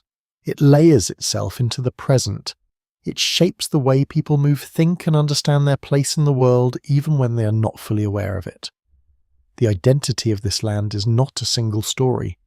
It is a collection of many, woven together across time, carried forward in quiet ways. As the night deepens, the sounds around you fade almost completely. The city rests, the world slows, and you allow yourself to do the same. Your breathing becomes steady, your thoughts soften. The journey you have taken begins to settle into memory, not as separate moments, but as a continuous flow. From the first steps on the plateau to this quiet night, everything connects. Everything continues, and now there is nothing more to follow, nothing more to reach, only stillness, only rest. Let the images fade gently. The land, the cities, the voices, the movement. Let them drift into the background, becoming soft and distant. The stars remain above, quiet and endless. And beneath them you find yourself becoming lighter, calmer, at ease. The story does not end, but for now, it arrests. Sweet dreams.